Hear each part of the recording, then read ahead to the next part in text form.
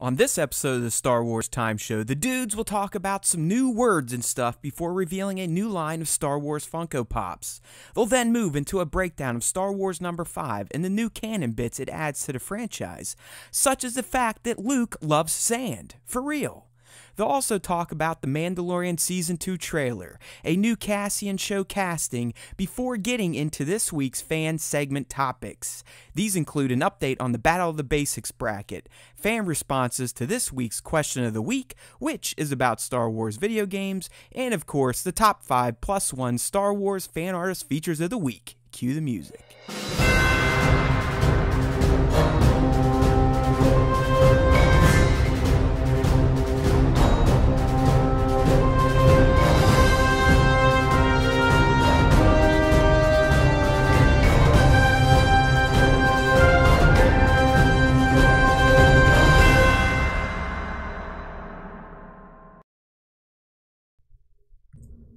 Now, everybody, yo, Liam, what is up, Sir Dork? How's it going? Matt and Nick are back for a brand new and fresh, never stinky episode of the Star Wars Time Show.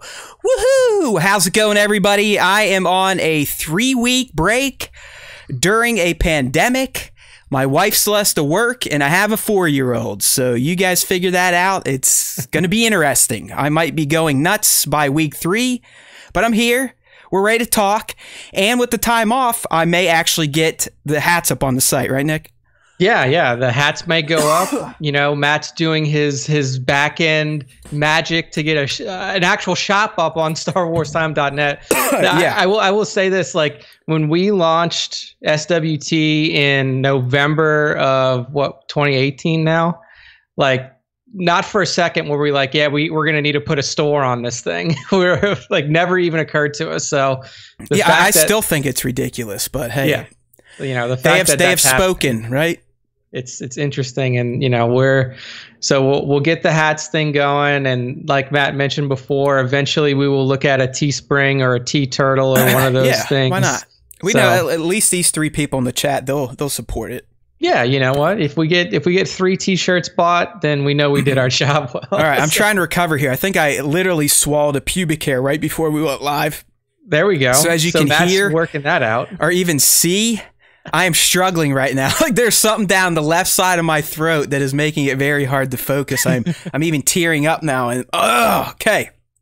All right. He's just tearing up. I'll tell you, yeah, I got to quit blowing dudes right before the show starts. That is not the smartest thing to do. Okay. Either after or, you know, a few hours before. So we're getting a question about the hats. Yes, these hats are the same style, but Jared, you can always tell everyone that you have a first run, limited edition, Fando asshole branded hat. All right. So, I will say that we are, because I have such an odd head that just doesn't work with regular hats, we will possibly be doing a beanie run similar to what I'm wearing here. I mean, this is a Legend of Zelda one, but we may get some SWT beanies out there in the wild. Yeah, I like that idea. So those of you that live in colder parts of the world, if you're not gone by then, and you know we don't say that lightly, but these days, especially if you live in the States, it's a crapshoot. I think we've now hit the stat where 1 in 66 are infected.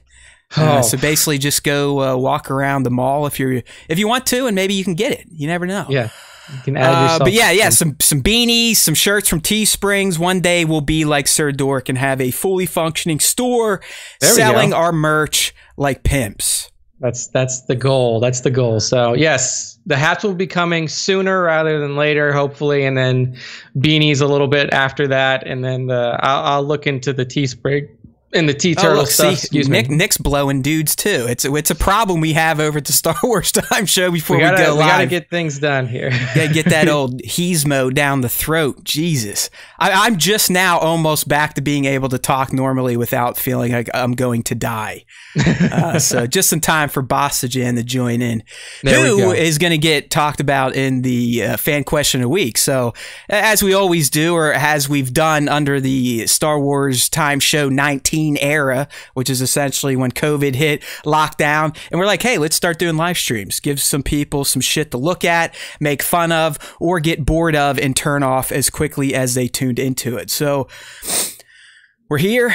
I'm still trying to breathe. No, I have not been vaping. I don't know what the hell happened. Like I said, it has to be a pubic hair of some sort. Found its way down my throat, into my airwaves, making it very hard to talk. But I think I've recovered now. But boy, shit, am I sweating. Like, that just got me all hot and bothered. Dude, it kicked in like right during the hey now, so I had to get through that and like the first 30 seconds with something stuck in my throat. So it's tough. It's hard to do. Yeah, my system just reacted in a way like it increased the heart rate, the sweat's going a little bit. I don't know. Can you see? Do I have pit stains coming out? Oh, I wore a black shirt today, so you're not going to see pit stains. You're covered. You don't have to worry about it. So all right, let me catch my breath. Shirt's a little tight today, making it hard to breathe. Plus, as I said, I'm on a 3-week break in between semesters with not much to do.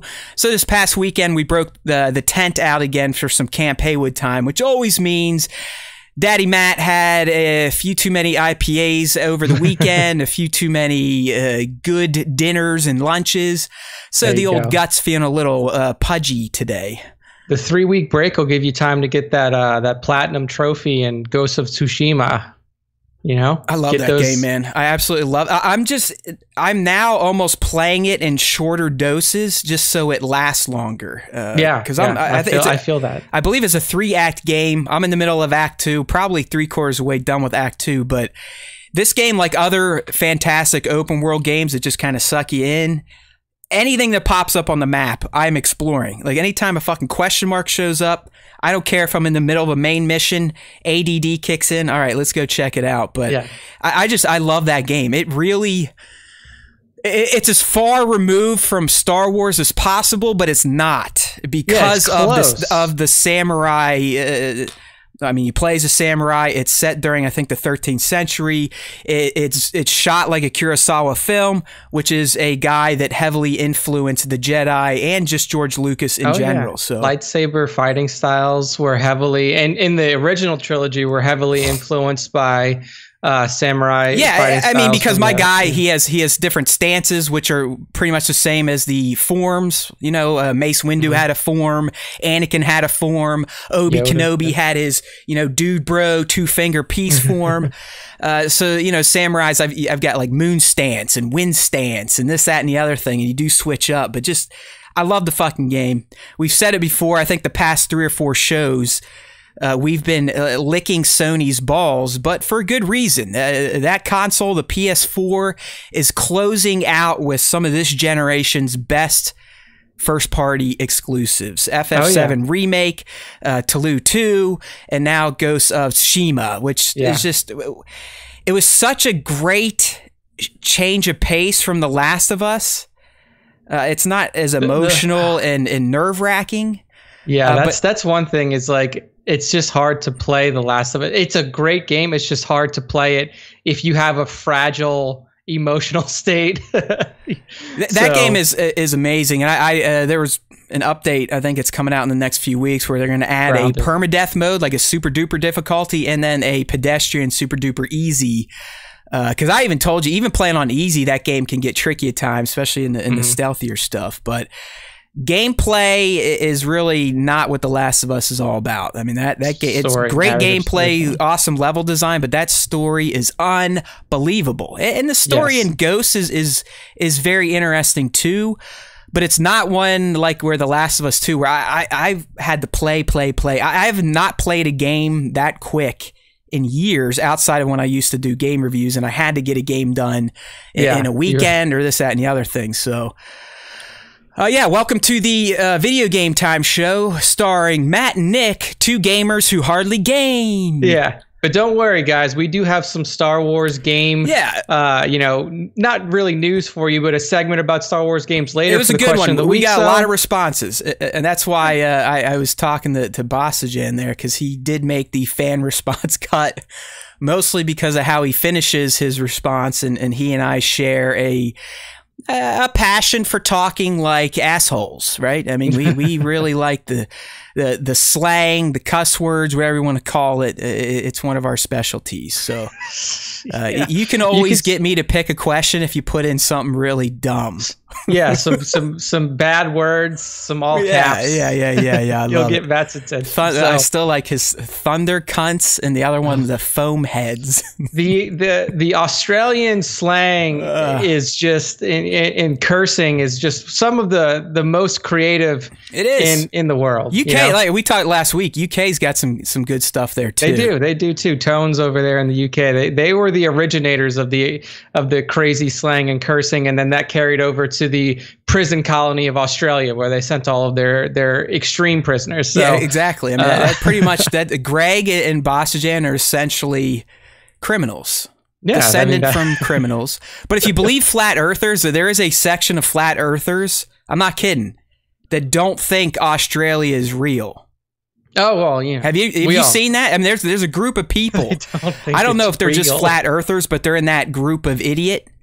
That is like even dumber. Like, I can't. Dude, they have a whole backstory. They're like, well, what about the prisoners and everything? They're like, oh, they made all that up. The whole reason for the Australia, what do you want to call it, conspiracy theory or cover up, was that they way back when the UK or Great Britain were dumping all the prisoners over there, they were actually just dumping them in the ocean and killing them.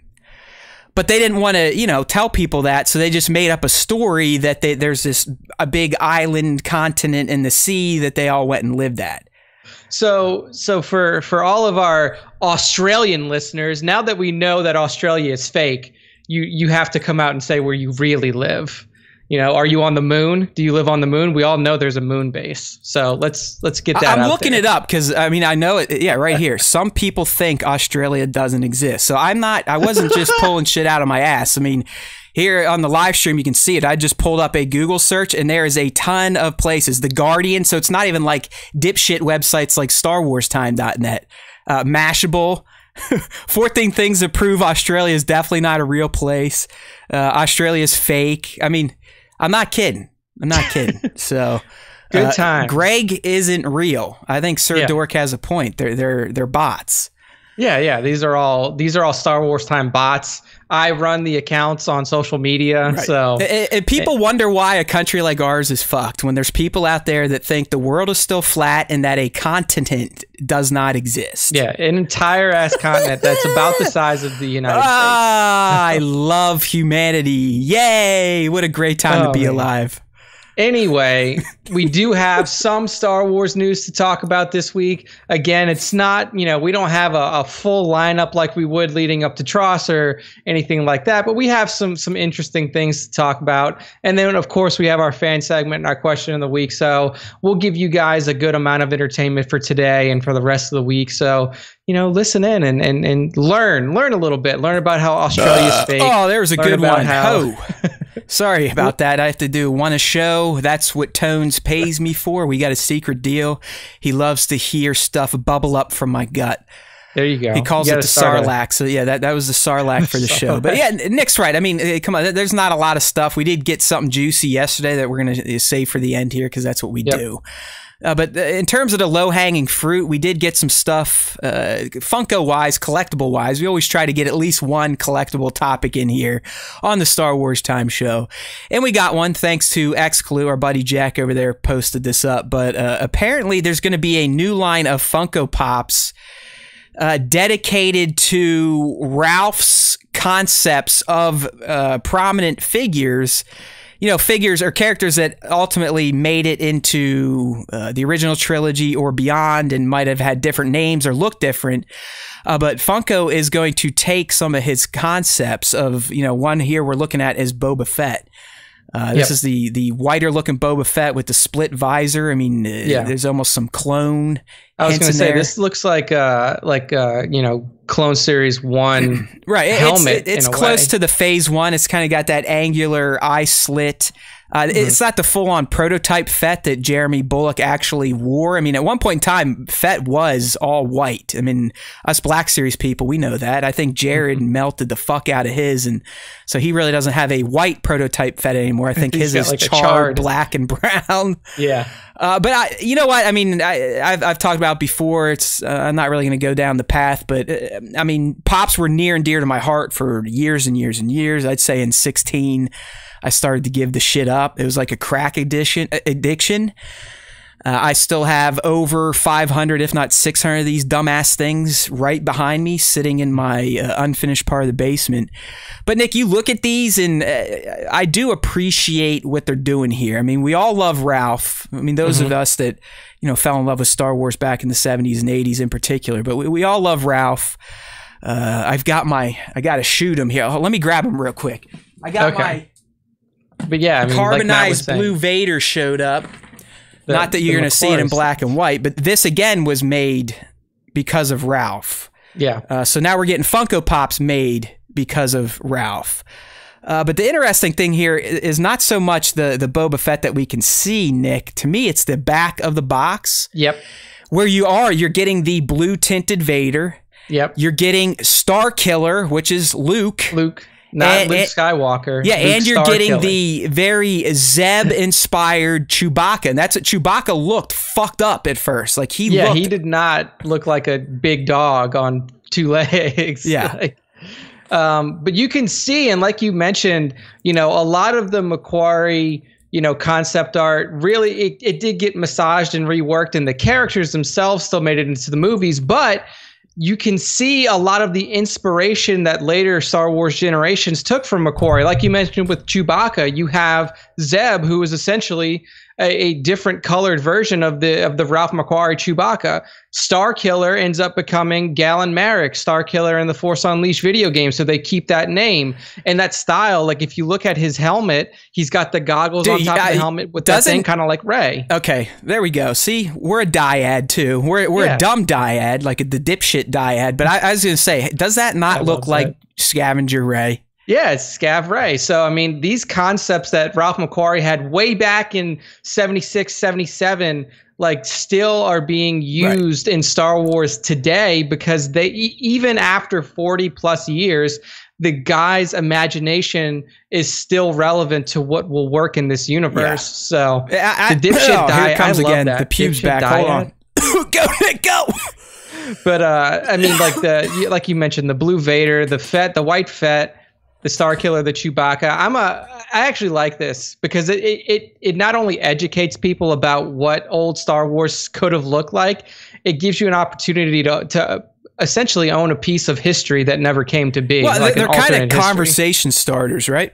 Yeah, because somebody sees that Chewbacca sitting on your desk and it says Chewbacca. They're like, what the fuck is that? That's not Chewbacca. Yeah, they're going to think it's like one of the bootlegs we've talked about. I mean, it's been over a year since we talked about Star Wars bootlegs, but you know, you have like Luke Dankwalker.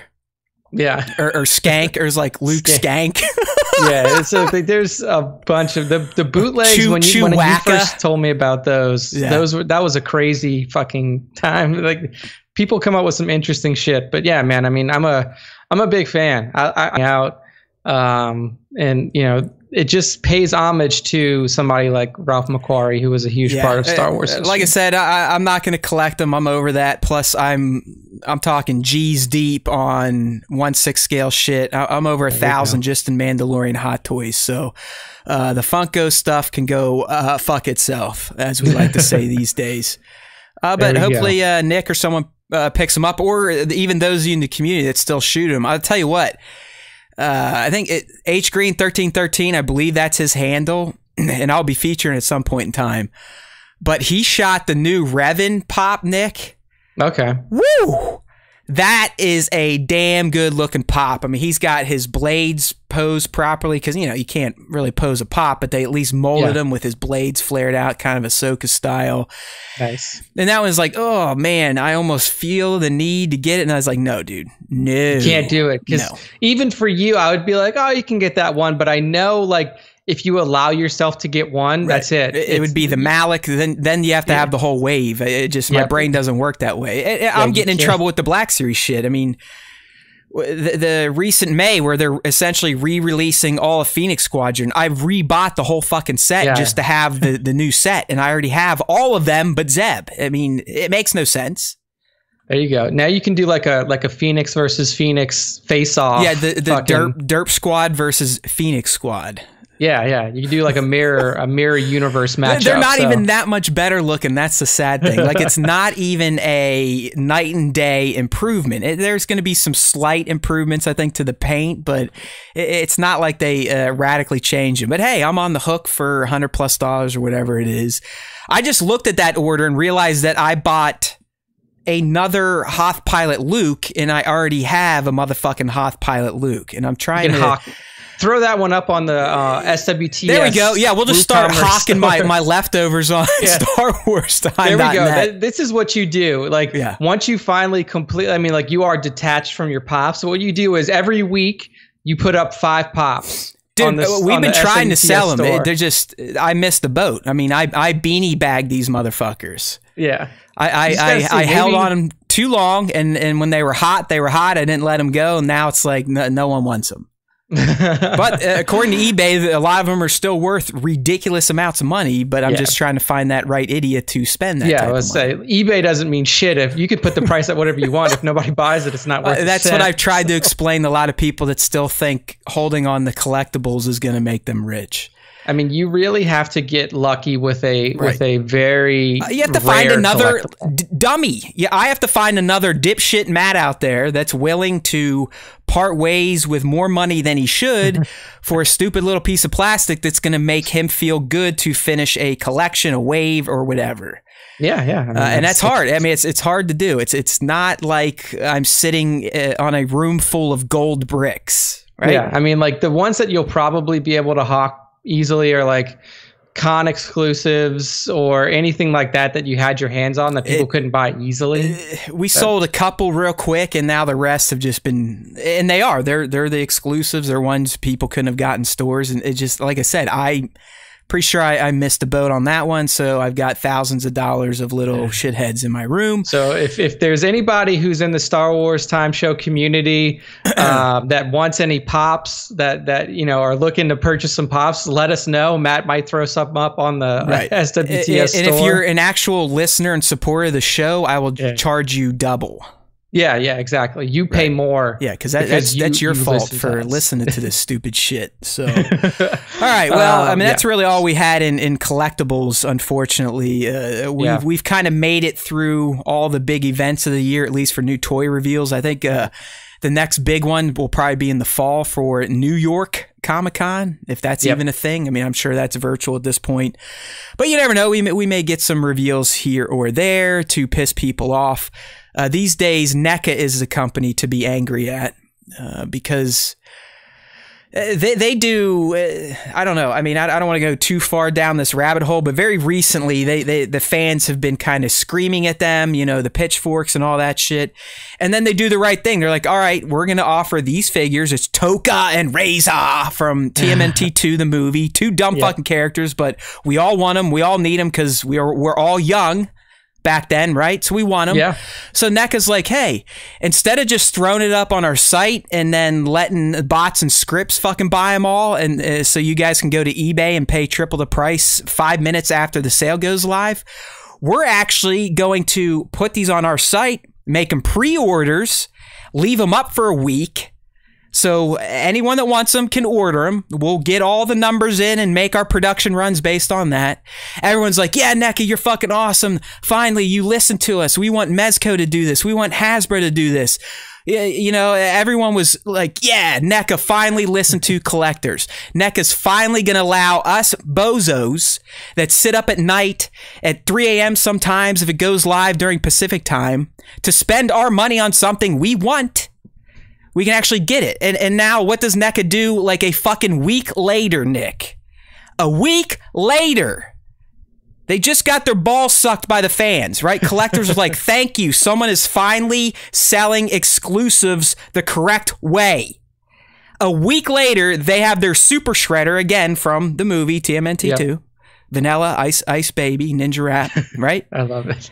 Where they do? Right back to the old system. Oh, hey, he's going to be live at noon. 5 minutes later, he's gone. 5 minutes later, you can go to eBay and literally, I mean, I don't know how many people in my feed were sharing their stories of just scrolling through eBay for, I think it was a $40 figure, a $25 figure already being marked up to 100, 150, 200. And it's like, I don't get this. Okay. Yeah. You literally just fixed the system the other way. And then you got, I don't know. That's really dumb. I mean, think about it from a retail point of view, Nick. If you're a retailer and you know you have a rabid base of nut jobs that will spend all their money on your shit, on your exclusive stuff because it preys on their nostalgia, this, that, and the other thing. Why would you not want as many orders as possible for said figure? It doesn't make any sense. Are you making any of the money on the fucking black market eBay flips, NECA? Are you seeing any of that fucking margin increase? It doesn't. Yeah. The only way that they could possibly benefit from, actually, there is no way that they could benefit from the old system. It makes no sense. And it's not just NECA. They all fucking do it, man. It makes no sense, especially for these con exclusives, this, that, and the other thing. What does it do? It's not like it adds value to the figure for NECA. It adds value to the figure for the fucking flippers. Yeah, and all they have is a sold out store sign now that they can't replenish the stock until they, order a completely new run of it. I don't understand that move. Why would you do it for one set and then for a compliment to the set, you go back to the old system? Like that is mind boggling. But just the practice of selling con exclusives the way they do, I don't know. Maybe I'm stupid. Maybe my business degree from Ohio State is a fucking waste. But to me, if I knew I had a product that there's so much demand for that I could sell buttloads of it for ridiculous margin. I mean, we're talking this Super Shredder figure probably cost these dickheads $3 to make. Yeah, and they sell it for 40. They'll sell it for 50, and then dickheads on eBay will sell it for 150. It's like, I don't get that. If you're doing, especially the pre-order, fucking pre-orders, you're getting people to pledge to buy the damn thing, so it's not like you're gonna have stock sitting in a fucking warehouse, right? Can you tell this is like I've lost some sleep, and not so much over Super Shredder. I mean, I'm bummed out. I wanted it, but dude, this has happened on Star Wars figures, Marvel figures, DC figures, Mezco. It's across the board, and it makes no sense. It's like these toy manufacturers have a deal with eBay. That's the only way it makes sense, because they don't see a damn cent. Yeah. Once the flipper fucking pays them their money, that's it. Yeah, it is the most nonsensical thing I can think of. My voice keeps cutting out, but I'll calm down. Sorry, that shit just gets me excited. I knew the community was also feeling that, so we wanted to exercise some demons before we switched to our next topic. I'm sorry if it got loud. Hopefully, on the audio version, I can modulate some of that shit. Yeah. We'll cut down some of the high tone. It gets me excited, man, because it's something I sit there and think about. It's like, why toy people? Just let the motherfucking collectors buy the motherfucking toys. Some of them will buy 2 or 3 so they can keep one in the fucking box. That's how crazy we are.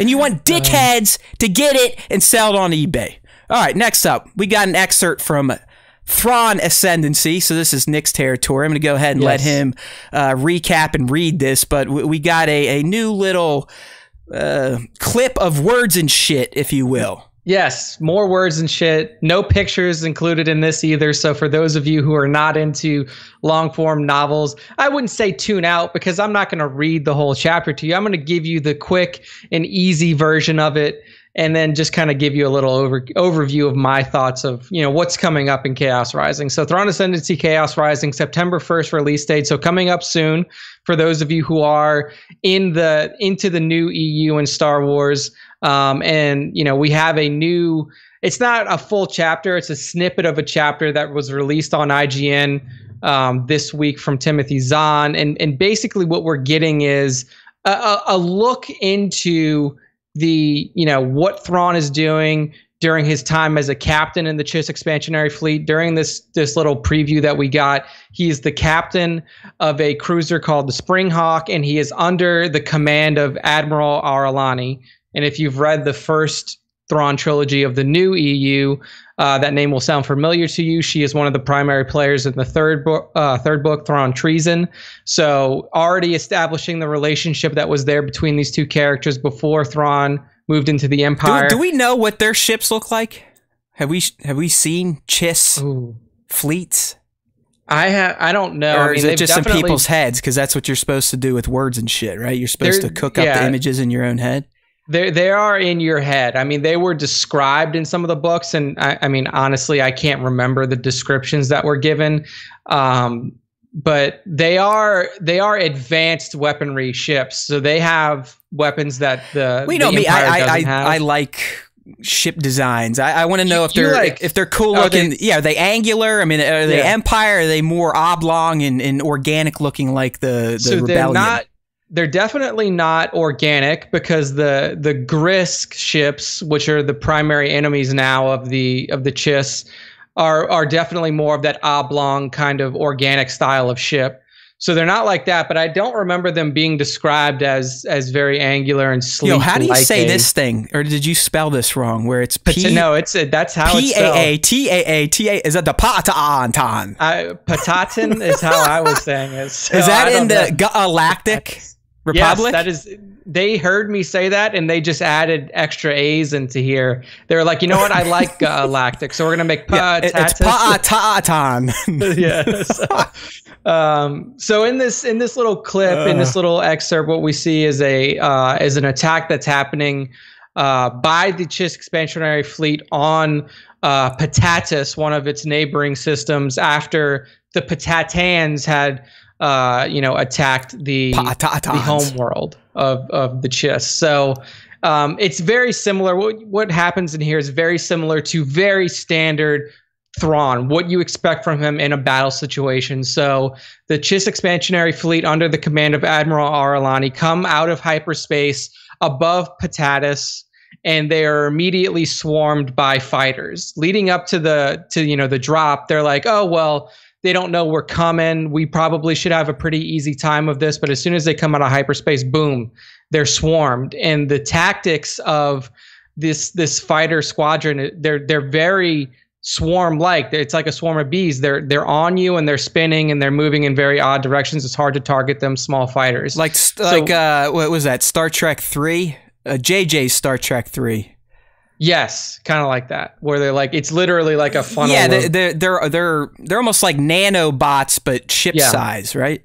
Yeah. So very similar to that. So the battle is going on, and the Ascendancy ships really aren't taking a lot of damage, but they also can't target these these fighters. So what Thrawn, in Thrawn's fucking genius strategic brain, he realizes that these are, they're essentially acting like a swarm of bees. And what a swarm of bees does is it will attract itself to a wounded prey. Oh, I thought you were going to say he was going to release a big ass pot of honey out of the Springhawk. Yeah.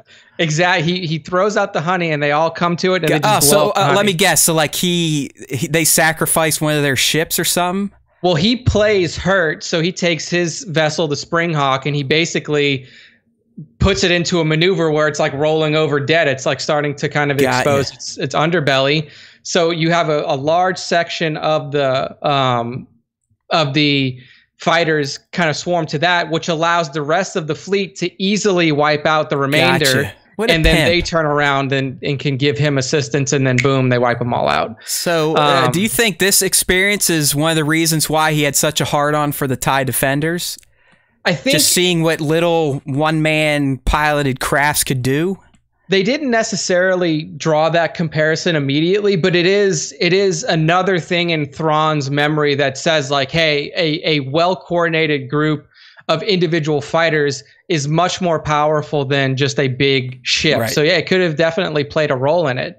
You also get introduced to a new character in this excerpt called, his name is Samako, Samako, and he is the midship captain of the Springhawk. So he's under Thrawn's command, but he is, you know, a relatively high up person within that ship. So it looks like this character is going to play a role similar to Eli Vanto from the original, or not from the original, but from the, you know, the new EU Thrawn trilogy. So somebody that could be under Thrawn's command, he can mold, he can, you know, build a friendship with. So introducing some new characters, putting, you know, and then also just putting out that even at this young age, because this is a much younger Thrawn, he was still a tactical and strategic mastermind. He can take a battle scenario that's happening in real time and you know, break it down very quickly to figure out how to win in a very short amount of time. So it wasn't anything new in terms of like, oh my gosh, Thrawn can do this. It was just showing what we already knew about him while also introducing some new characters, new races. So it was very interesting. Book is going to be released, like I said, September 1st, 2020. It's up for pre-orders on Amazon now. So if you want it, you can go to the Amazon link in the StarWarsTime.net post. And you can get your hardcover pre-order for $20.50. Not bad. So there you go. Thrawn Ascendancy, Chaos Rising, coming out soon. I'll be on it.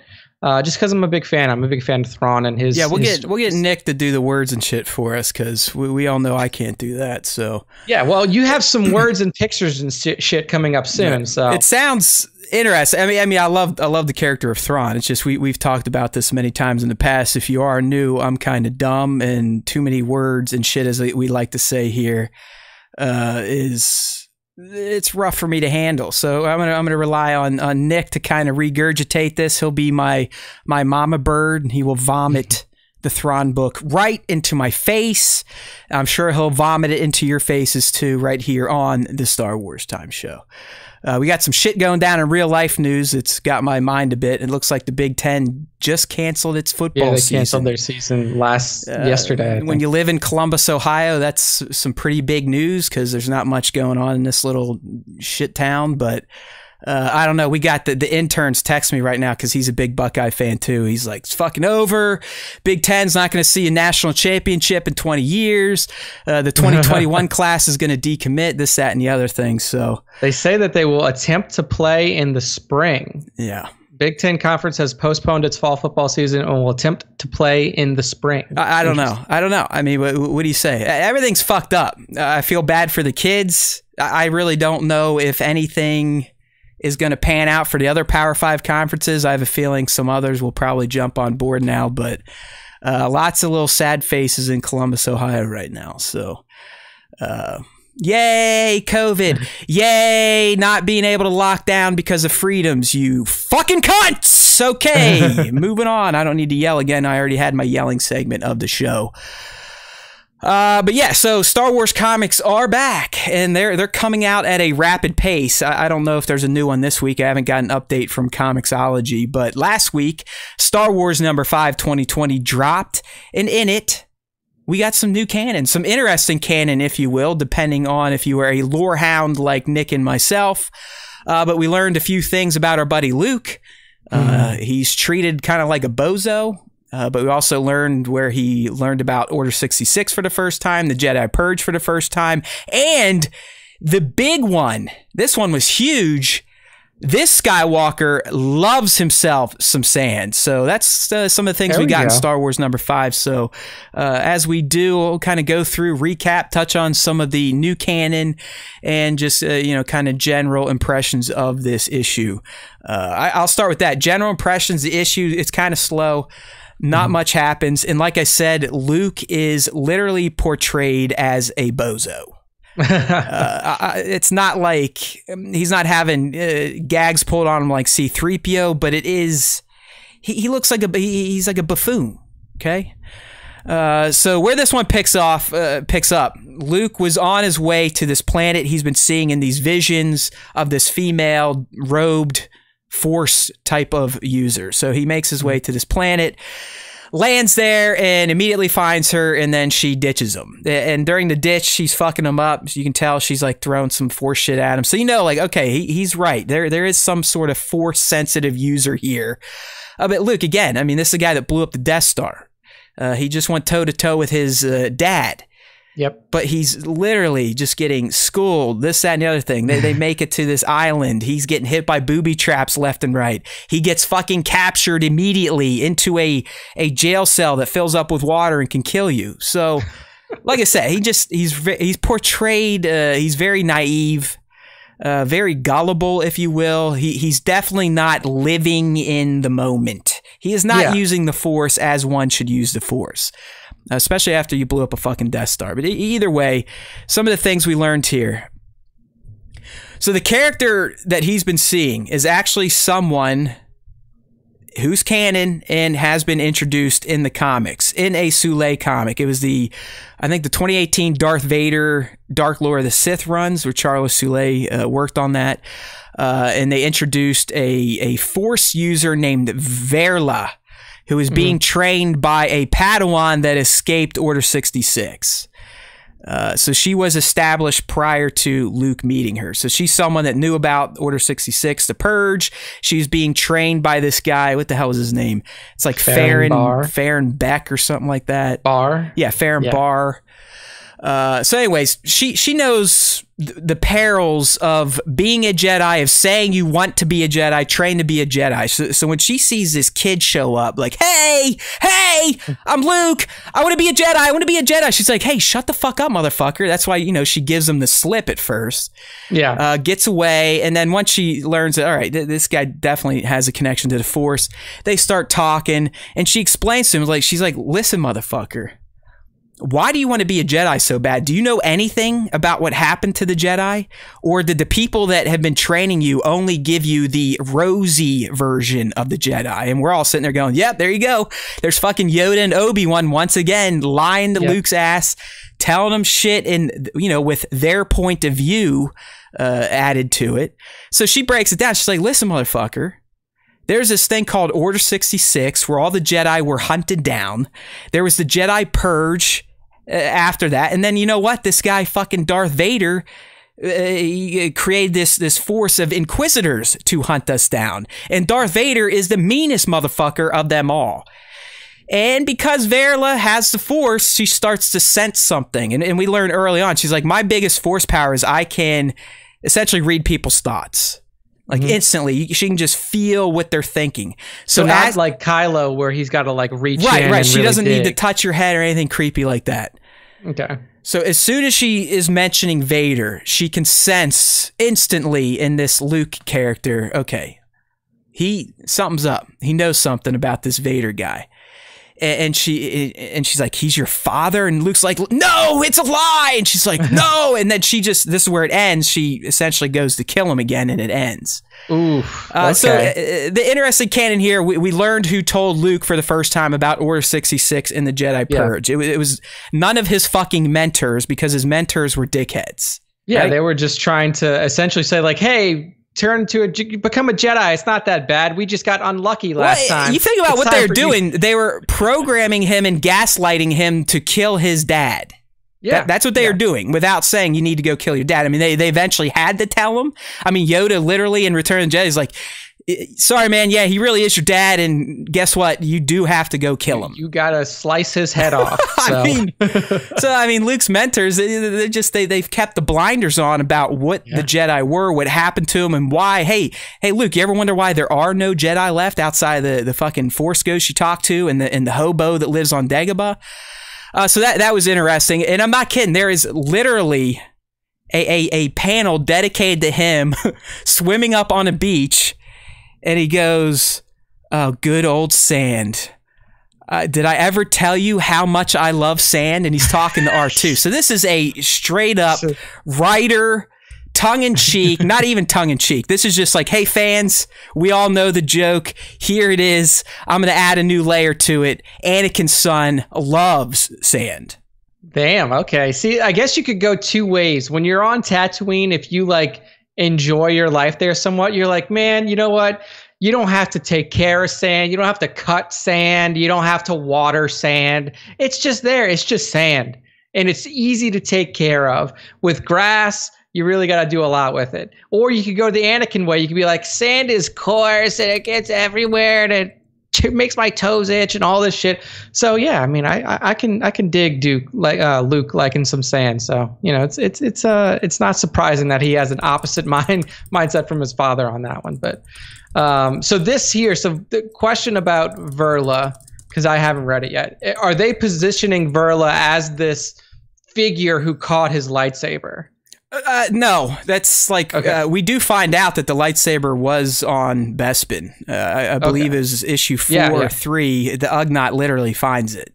Yeah, exactly. But that was already they had to fucking leave, so he doesn't know. Like Luke has no idea.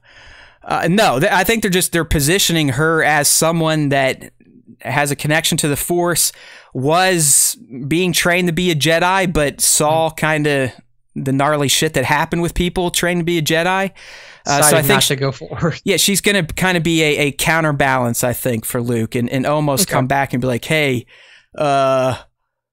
maybe you shouldn't, rush headfirst into this Force Jedi shit. Take a second and think this through. Right. So we'll see. But like I said, the cliffhanger literally leaves it. She's about to murder Luke Skywalker. He's trapped in a prison underwater, and it's been flooded. So. All right, interesting. So good stuff there. Star Wars 2020 run. That's number 5. Right. Last week, Matt recapped the Vader 2020 run, the most recent Vader book that came out. So keep up. Marvel Comics app, Comixology, comic stores in your area. If you like the physical copies, go support them. Go get an actual physical comic book that you can put on your shelf and stack up. So good stuff there. Get on them. I mean, this is the best lore that we're going to get for a little while, until that is we get the actual drop of Mandalorian season 2, which is coming in October. I mean, we're fucking 2 months out here, people. We're 2 months away from Mando season 2, and being as such, there will be rumors and potential leaks on the Mandalorian season 2 trailer release, and that's what we have here. A rumor from LRM Online, which is the new, I don't want to say the new MSW, because they are fortune tellers. LRM likes to just put out like, hey man, we could get some shit this day or this day or maybe this day, and if we get one of them right, then we're good. But their newest rumor here is that we will be getting a Mandalorian season 2 trailer either August 21st or 22nd. To coincide with the NBA playoffs, first round of the NBA playoffs. And not only does that coincide with the NBA playoffs, it also goes in line with Celebration 2020. That's a round where Celebration 2020 was going to happen. So again, not really a lot of news here. This is just a rumor from LRM. In terms of viability of it, I mean, it makes sense. The NBA playoffs. It's fucking crazy that we haven't seen shit yet. I mean, you could argue they're going to sit on it until the end of this month is when Celebration was going to be. Yeah, exactly. So we're like 10 days out from Celebration 2020. So I'm not. Hey, I mean, it's a good fortune tell. I mean, this is another example of us just kind of missing the boat here, because it's not. You can wiggle yourself out of this if it doesn't play out, but you can also become a hero if it does. It makes sense. Like, oh yeah, the NBA playoffs are going to be going on. That's owned by, I think a lot of times they play those games on ABC. ESPN, ABC's Disney. Here we go. We're going to have an audience. Let's blow it out there. So yeah, exactly. Tea leaves were very easy to read on this one. So keep your eyes peeled August 21st or 22nd. Who knows? But it's likely going to play, the trailer is going to be on either ABC or ESPN. So I know that there will be. Do you think it's going to be like a straight teaser? Is it going to be the legit trailer? Because we have stages of reveals now. You usually get a tease where it's kind of just flashes with some music. Then you might get a trailer where you get some actual dialogue in there and certain scenes. I think this is going to be a tease, because you still have all of September to get through. And like you mentioned, we no longer get one trailer for a thing. You get 5 trailers leading up to a new TV series or a new movie or something like that. So I expect tease here 2 weeks down the line, whether it be NBA Finals you get like an actual big trailer drop, like a bigger trailer drop, or sometime else during, if Disney just chooses to use GMA as a fucking I mean that's always an option too. I feel like we're running out of time. I mean the damn show is going to be, we don't know the exact date in October, right? Yeah, not probably. I'm guessing mid to late. Kind of, last year they started mid-November. It ran up through Christmas almost, or at least it ran up through the release of The Rise of Skywalker. Yeah. So yeah, I mean, what do you want to see in a trailer? I guess what would you want to see? Do you want any of the rumors to be revealed, or do you want? I don't want to see Ahsoka. Right. I do not want to see Ahsoka. I do not want to see Bo-Katan or any of these other, like you mentioned, these rumored characters, whether they be rumored or confirmed or whatever. I don't want to see any of those because I want to wait to get that drop when it happens. I don't want to have that like pseudo spoiled. Do you expect to see the child in a different costume? Yeah. I want to see. I definitely expect to see him out of the potato sack. I also, so here's some things. If I had a checklist, I want to see Mando and Baby in a new costume. I want to see Moff Gideon with the Darksaber and like flashes, just like that would work. Yeah, because that's not giving away anything.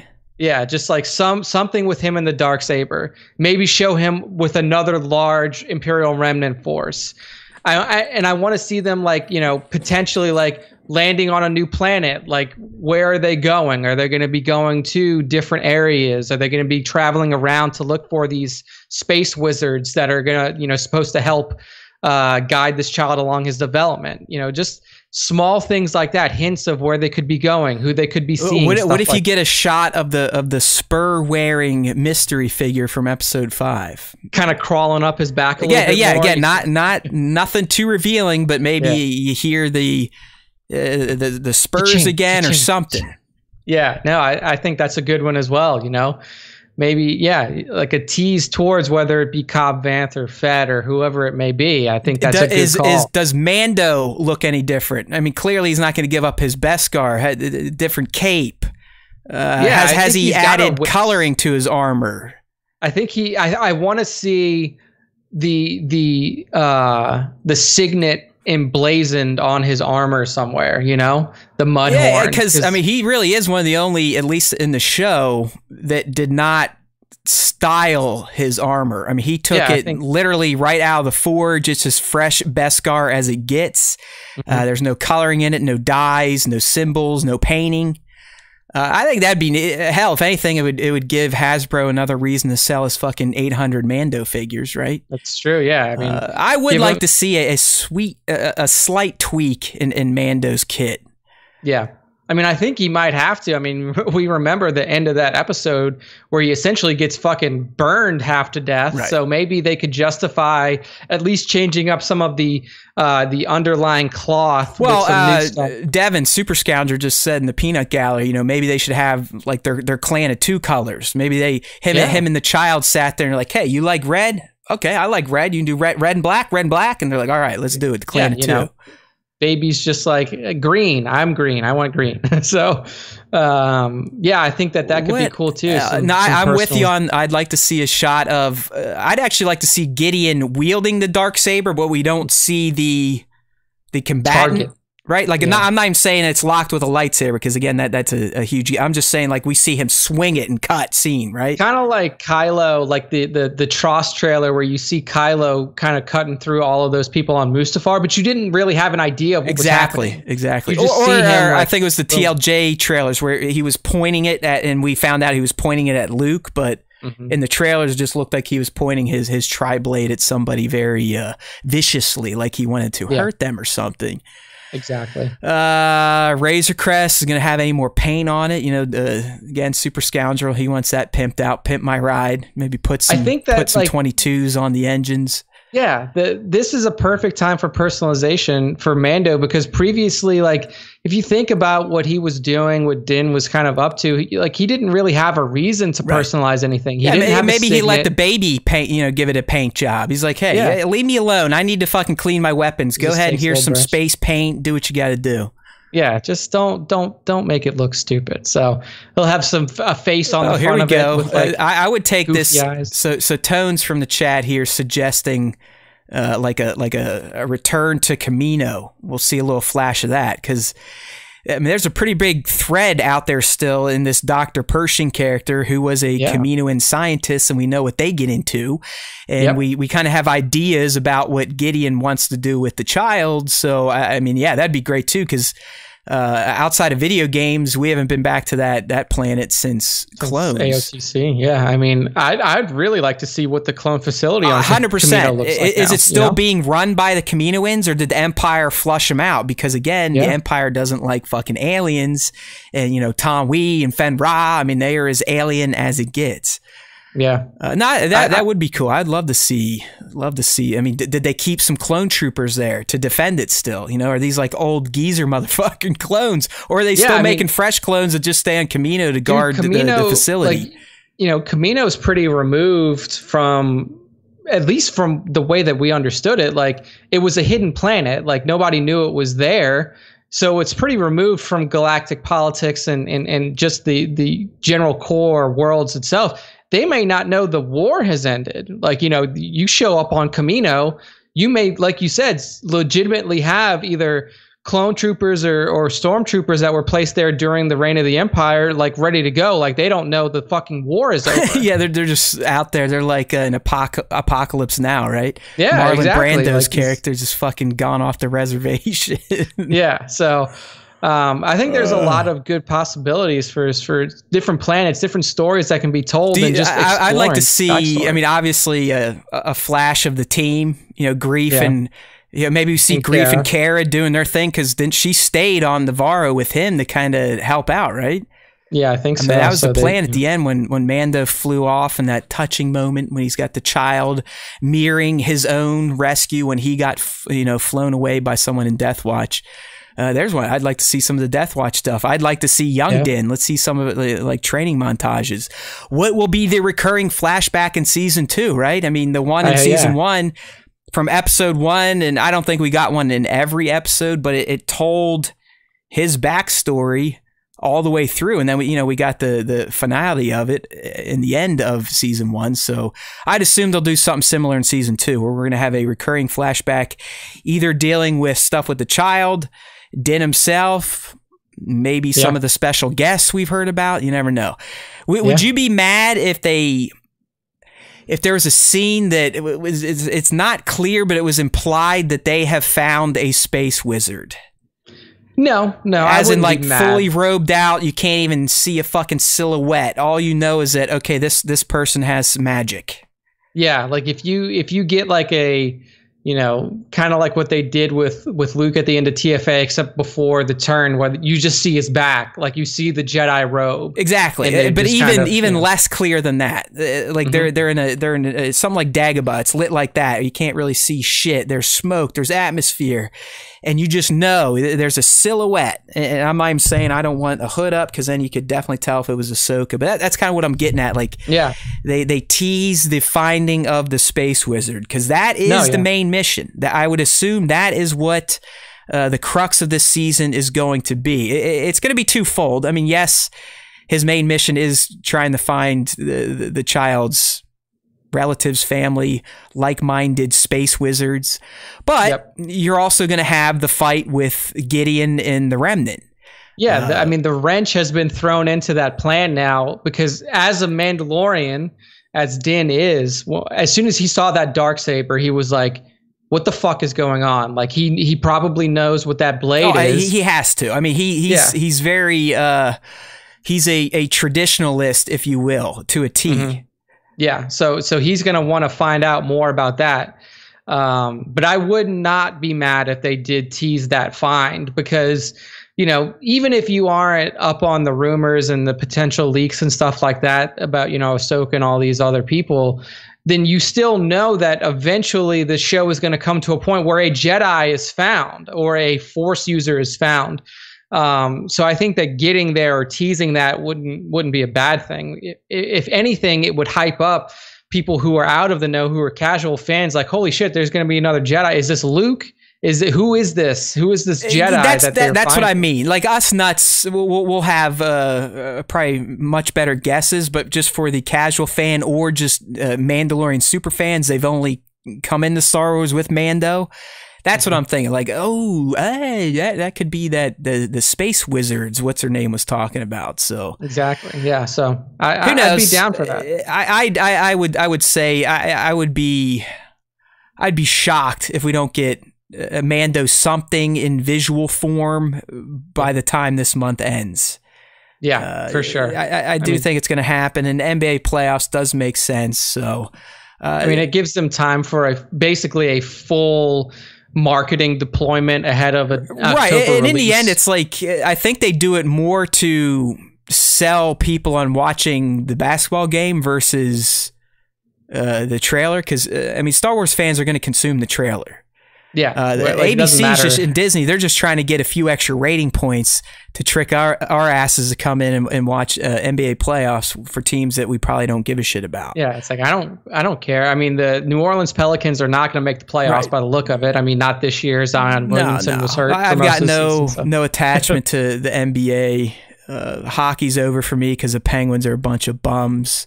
Yeah, I saw that. Football now looks like it's over, at least collegiately for me. Which I don't know. I mean, who knows? I'm going to be honest with you. As a selfish shithead American, yes, I'm upset that I'm not going to get to watch the Buckeyes this fall. But if you really think about it, would it be smart to have college football? Probably not. I mean, you saw what happened with professional sports. You literally had baseball teams like the Marlins. Literally couldn't play baseball for 2 weeks. And these that's what I've been saying is like, because I mean there's some people reacting to this. It's as dumb as the people in May protesting masks and shit. It's like, oh my god, fucking Big Ten football's done for 20. It's like, dude, it's like, we don't know yet. We don't know. Like if the SEC starts to try to play a season and five starters get the virus, they're gonna have to forfeit at least one game. Yeah. You don't know. We don't know yet. Like once the Southern, it seems like in the South, that's where we're doing most of our COVID experiments. But it seems once they start playing, I'll be hard pressed if we don't have teams with outbreaks. Because as Nick said, we're talking about people that get millions of fucking dollars to play a sport, and they can't fucking lock themselves down outside of the games. There's guys going to casinos, fucking around at the hotels. What do you think college kids are going to be doing? Yeah, even if they're trying, they're with other college kids who could give a fuck. Dude, like the text UT had an outbreak of coronavirus on one of their sports teams before the season even started. Yeah. This is just because they were going to bars and like that's what it is a college bummer. Kids do. And like all the athletes are like, oh, we've worked hard, we want to play. And it's like, I get that, but they're also kids still, and they're not realizing like, hey, you might be a pimp.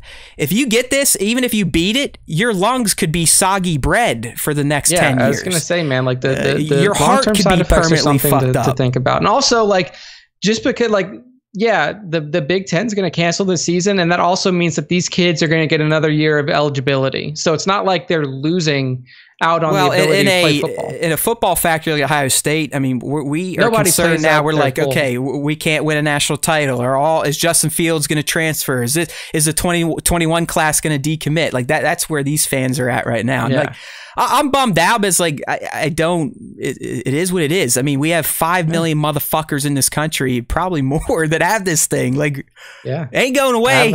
Ain't going away. Or maybe it will. We're not like New Zealand, who's at 0. You know, like the folks down in fake New Zealand and Australia. I mean, these fake countries that don't exist. It's not real. It's not real. So it's all fake news. But it's easy to have 0 when you're not a real. Anyways, I think the NBA they're going to push on. The playoffs are going to happen, and hopefully we'll get to see the Mando trailer.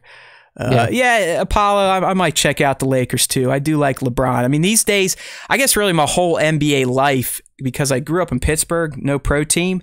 So I was obviously a Jordan homer because I grew up in that era. I mean, watching The Last Dance was... Dude, I watched some of the greatest, just reliving those periods of my life, because it was odd for me because I lived in Pittsburgh for his first 3 titles. Moved my freshman year of high school, which was traumatic. I mean, these days it's like, whatever, dude, grow up. But when you're fucking fresh, when you're going from 8th to high school, and then you fucking move to buttfuck Ohio from Pittsburgh. That's a little traumatic. You don't know anybody? Yeah, right. And then, he took 2 years off, and then they won their last 3 as I finished high school. So it was just, it was at a very interesting point in my life, and I'll never forget what was happening to me, but also what Jordan and the Bulls were doing. I fucking love that. And then the Last Dance just recapped that moment brilliantly. Yeah, I watched all of it, and as somebody who didn't have an NBA team in their state growing up, because the Jazz had already moved to Utah. Yes, for those of you who didn't know that, the Utah Jazz used to be the New Orleans Jazz. That's why it was named Jazz. They transferred to Utah. Weren't you guys the Hornets again at one point too? We were the Hornets in the early 2000s. So Charlotte, their team, I can't exactly remember what happened, but like their team either we moved to New Orleans, and then they had the Bobcats or something like that, and then they took the Hornets name back, and then we changed the name. We changed our name to the Pelicans now. So it's a big, complicated thing. But when I was a kid, I didn't have a basketball team to root for. Who the fuck decided on the Pelicans? Was that like a fan vote, or that the team went with that? That was the same team that owns the Saints, or the same people that own the Saints own the Pelicans, and they were just like, it's a state, like it's our state bird. It's a very New Orleanian thing, and they just went with it. But there was no fan vote. Because a lot of the people we have an arena football team that has the best name in the entire state. It's the New Orleans Voodoo. And we're just make the fucking arena football team something else, and then change the name of one of the really big professional teams to the Voodoo. I mean, at this point, you don't want to change the Saints because they're, champions and all this stuff. Right. No, you can't change the Saints. Pelicans just sounds dumb as shit. Yeah. Change the basketball name to the New Orleans Voodoo, and didn't make the fucking arena football team the Pelicans. Yeah, the New Orleans Shrunken Heads. Yeah, it's weird, but anyways, there's your COVID sports update for this episode of the Star Wars Time Show, and as the chat's kind of agreeing, this shit ain't going away, and it appears that even New Zealand's getting hit with cases now. So I'm assuming an American sneezed somewhere, and it carried them all the way over to that little island. They're pretty hard about their, like, if you go into New Zealand from anywhere, 2 weeks, they meet you at the plane. Yeah. And then you go to a hotel room assigned to you for 2 weeks. Good. It's the only way to beat this thing. I mean, but we're doing great. We basically can't leave our country. Hunker down, folks. But some more news on the Disney Plus. The Disney Plus side at least. Yeah, and this is actually big, because a couple of weeks ago, Matt and I were talking about, like, what the fuck's happening with Cassian Andor? We have heard zero about this series from either leaks, rumors, official. There was nothing. And all of a sudden, yesterday, there was a huge casting announcement made for the female lead of Cassian Andor. So we're going to have Adria Arjona as the female lead next to Diego Luna in this series. And for those of you who don't really know who she is, she's not very like a huge big name actress, but she has had some prominent roles. It looks like she's just now getting her big roles, right? Yeah, she's kind of coming into her own as a lead player in Hollywood. So she was the female lead in 6 Underground, which is the Michael Bay Ryan Reynolds film on Netflix that came out last year. She is the female lead in the upcoming Morbius movie with Jared Leto. So the Marvel, Morbius the Living Vampire movie. She's the female lead in that. And then now she is going to be the female lead in the Cassian Andor series. Love interest, sister. I mean, just based on her looks, what are you going with here? I like sister, man. Me too. That's what I just looking at her. It's I feel like this might be a family tie. Yeah, because I mean, the one big thing that we really need to see with Cassian is how the disillusionment happens with the rebellion. I mean, you can say what you want. He was dedicated to the cause, but he was disillusioned. He was like, just that speech that he gave to Jin in that movie, like, I've been through a lot. I've lost a lot. He had gotten to the point where he was willing to do anything for the cause without even considering the collateral damage. Yeah, he killed somebody. It doesn't matter. Like, the beginning of that movie showed you how ruthless he was. I mean, his whole point of being with Jin on the mission was to ultimately kill her dad. I mean, he kind of didn't have to go through with it. Yeah, but I like her as a sister because you could have that ultimate moment where the loss is there. You see the loss that he mentioned in the movie, and then you really understand his character. Like you understand why Cassian was the way he was in Rogue One, why he couldn't, trust Jyn or anybody for that matter other than K2. I think that would be a really good move. I don't like love interest. I mean, Cassian doesn't seem like he needs one. Well, and also if this is going to follow the format of the Mando, I don't think in these 35 minute 8-episode deals there's much room for that type of stuff. I think every character every character has a purpose to move the plot forward towards the overarching season plot or season narrative, or just the series narrative to build into future seasons. So yeah, I'm with you. It would seem silly.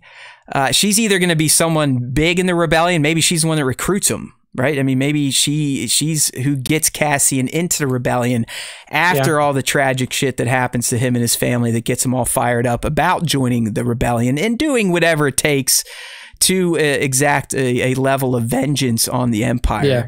Dude, I mean, what would be interesting, and they would kind of have to, I don't know if they'd have to massage things, but it would be interesting if they could figure out a way to do this. Like if she is playing an older sister to Diego, I mean, I'm pretty sure that realistically she is younger than Diego Luna, but like if she's playing an older sister, or you could flip it where there was rumors at one point in time they were casting a young boy, and that there was going to be at least a flashback.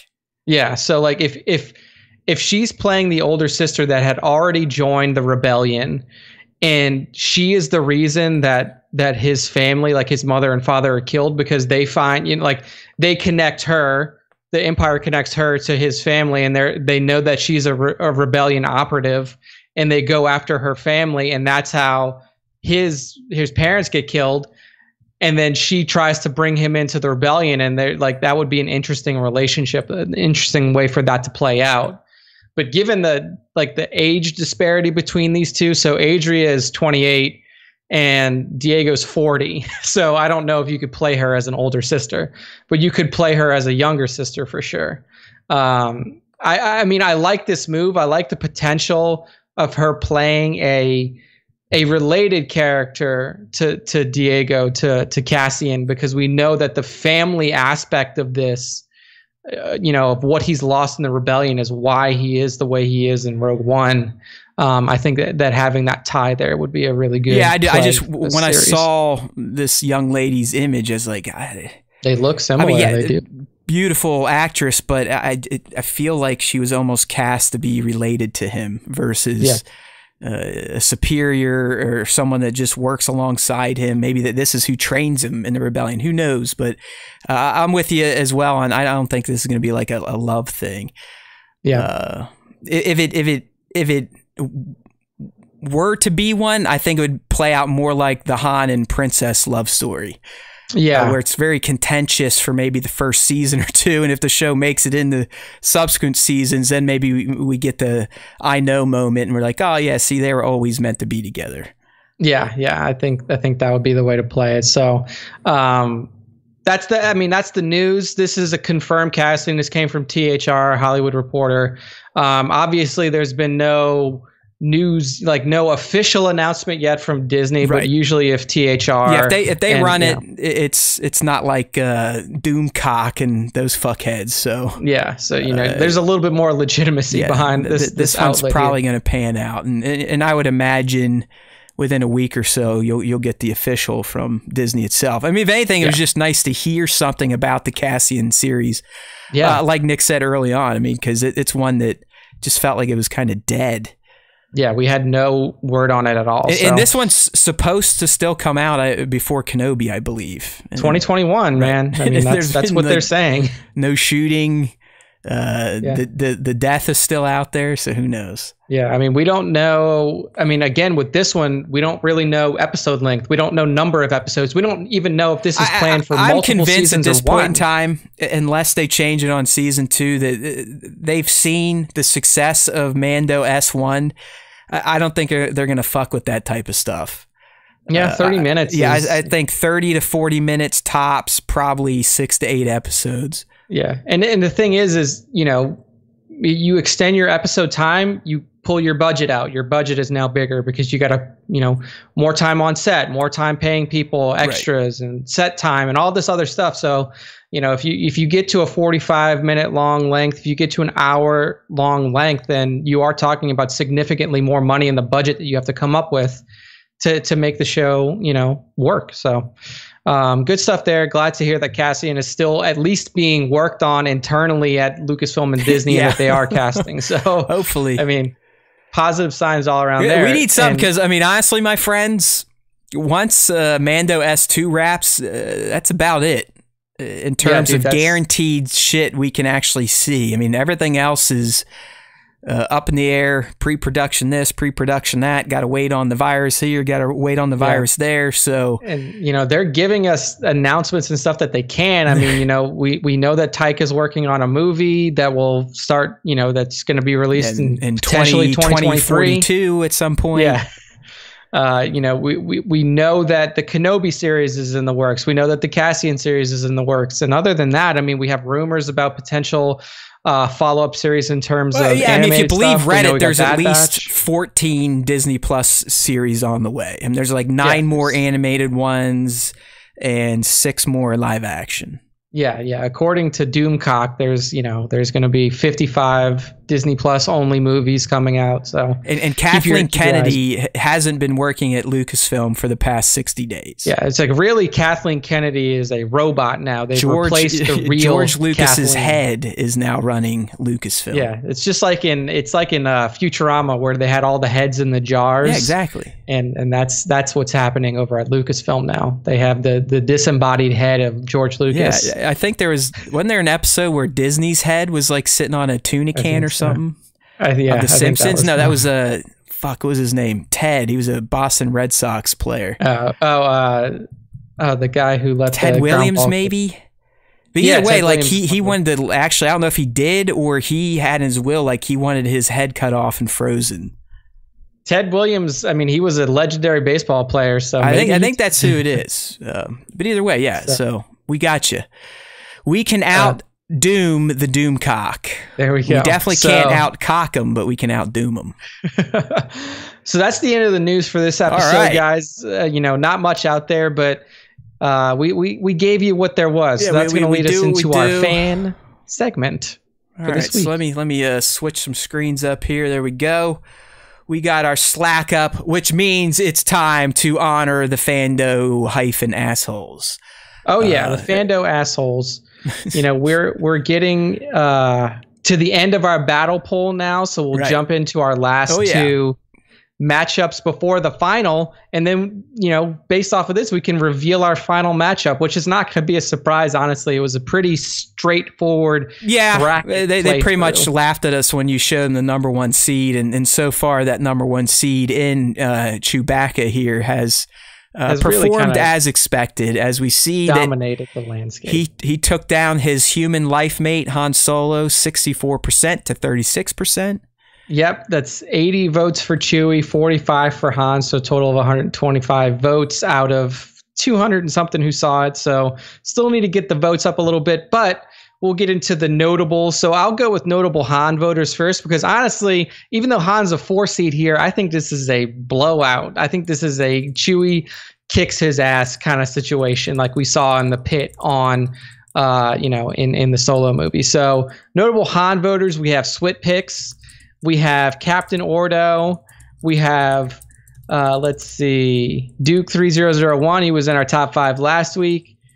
We have Greg and all of his side accounts. We have Klondike Studios, and you know, that's about it for the Han voters. For the Chewies, we're gonna have a lot of familiar names. We have Scion XTC, we have a Sith Lord Lego, we have Optimus Prime, we have Fallen Apprentice, who's gonna make an appearance soon. We have me, we have Blanche voting on Chewbacca here in this poll. Work more or less. Baron's Black Series, so Spencer joining his wife with the votes. We have Haywood Pop in here. Oh, I did? You voted. I must have been drinking.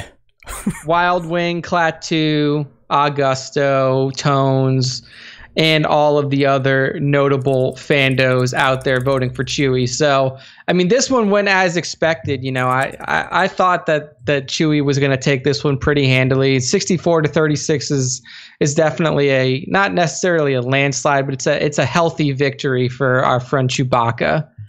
And then next up, dude, were you getting shit? I was getting shit like from personal friends that saw it, and they now know that we do this dumb stuff.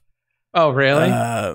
Nobody reached out to me personally. And he's like, dude, no way, man. Han all the way. Han. How? I'm like, dude, Chewie can pull the arms off a Gundark. Like, what are we talking about here? Like, it's not even, like, in my opinion, it's not even close. It's not even close. Because just think about this. Like, I mean, again, like, you have to take this battle as how you see it playing out. So there are a lot of scenarios where some people could say, like, you know, given the right circumstances, Han could take this. Han could potentially beat Chewbacca. But in my opinion, Chewbacca is an intelligent creature that has shown throughout the movies that he has the intelligence level high enough to be able to fight a battle strategically in a way where he could win versus somebody like Han Solo. Now, we saw a fight between these two happen in the mud pit during the Solo film, and Chewie beat the shit out of him. But if you're saying like this is a sniper battle where, you know, they're in the middle of the woods and you know there's guns hidden in certain places and stuff like that, then, you know, it may play out differently. But I just don't like. I would like some of the Han voters who legitimately think that Han would win to break down, like, how do you think he wins? Other than like, well, Han shoots first. Yes, that's a meme.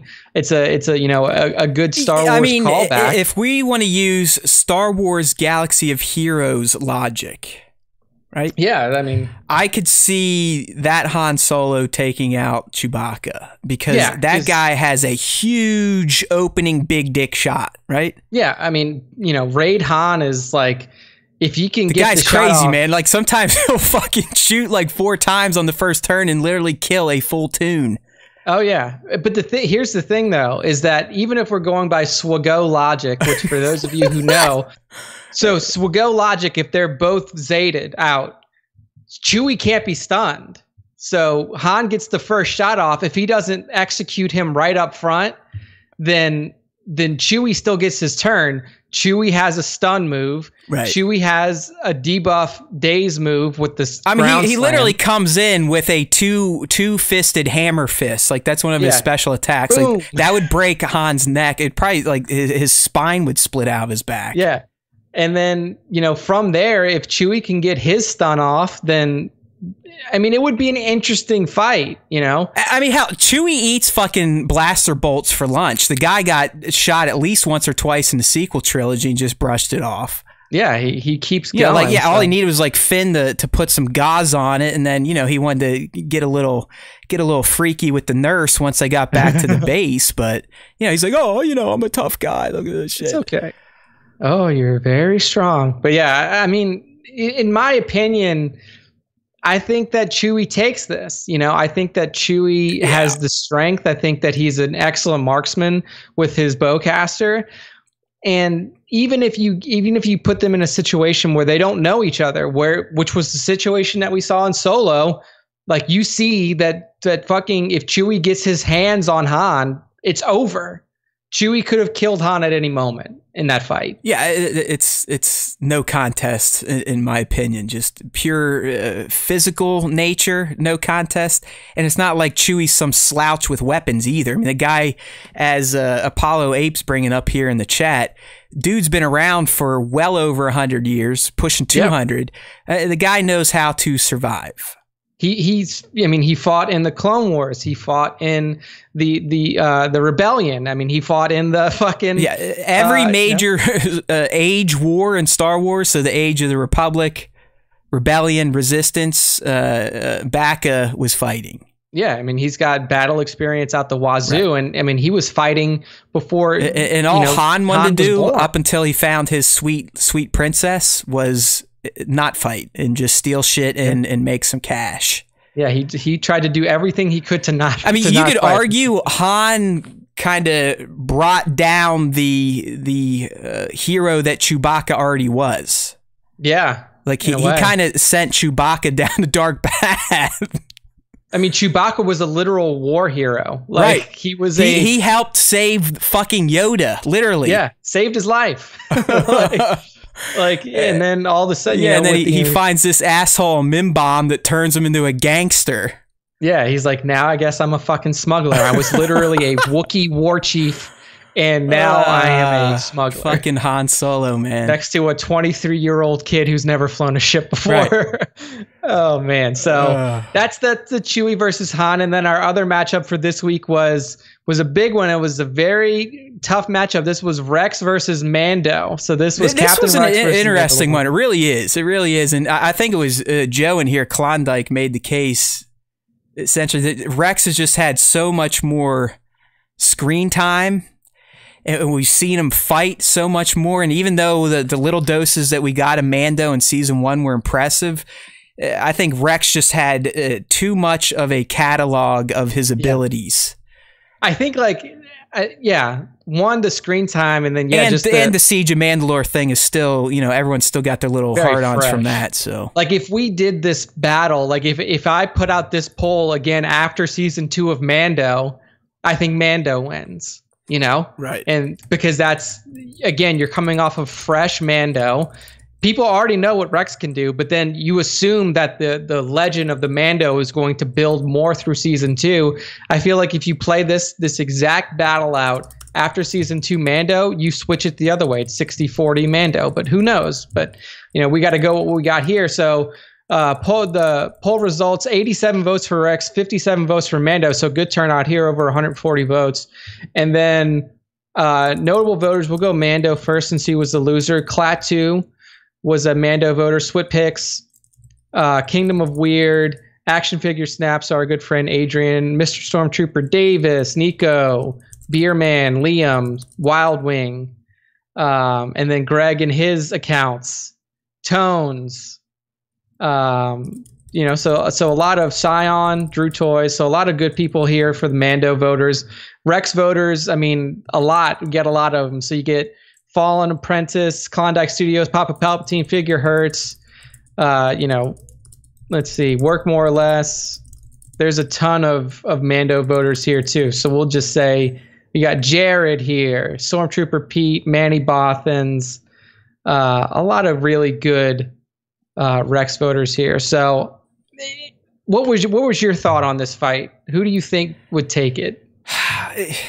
It is tough. I mean, you're literally talking about a man. He's not a clone to me. He's a man, God damn it, who was bred in a test tube for battle. Yep. I'm talking the physical aspect, the shooting aspect, the tactic aspect, everything. I mean, he was also a captain, so he even had those extra fucking chips, or not chips, but programming in his DNA to lead. Yep. The guy literally 100% was bred for war. He was bred as a warrior. I mean, to me, the clones were essentially like because they were based off a quasi-Mandalorian, they were the Star Wars Spartans, if you will. Yeah. Right? Yes. I mean, you were taken from a warrior culture and you were bred only for war. You were programmed only for war. They knew nothing else. They ultimately learned to care for their brothers and some for their Jedi generals.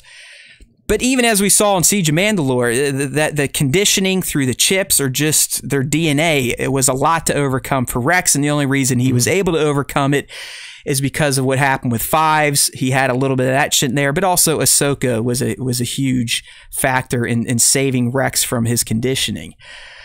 So with that being said, I have to agree with the results. I do think ultimately Rex would just have that many more skills when it comes to battle than Mando. And Mando's an impressive motherfucker. Like he makes Boba Fett look like the bozo I've always said he is. He, for the first time, at least in live action format, showed us why the galaxy revealed and sometimes feared the Mandalorians. Yeah.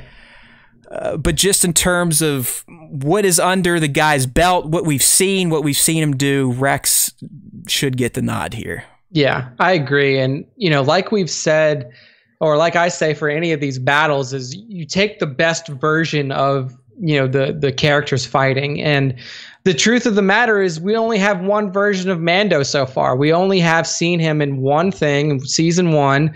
And to be honest with you, he's looked vulnerable in a lot of spots. Like he's got some bounties done. He's marked some people. He's got, he's built a reputation.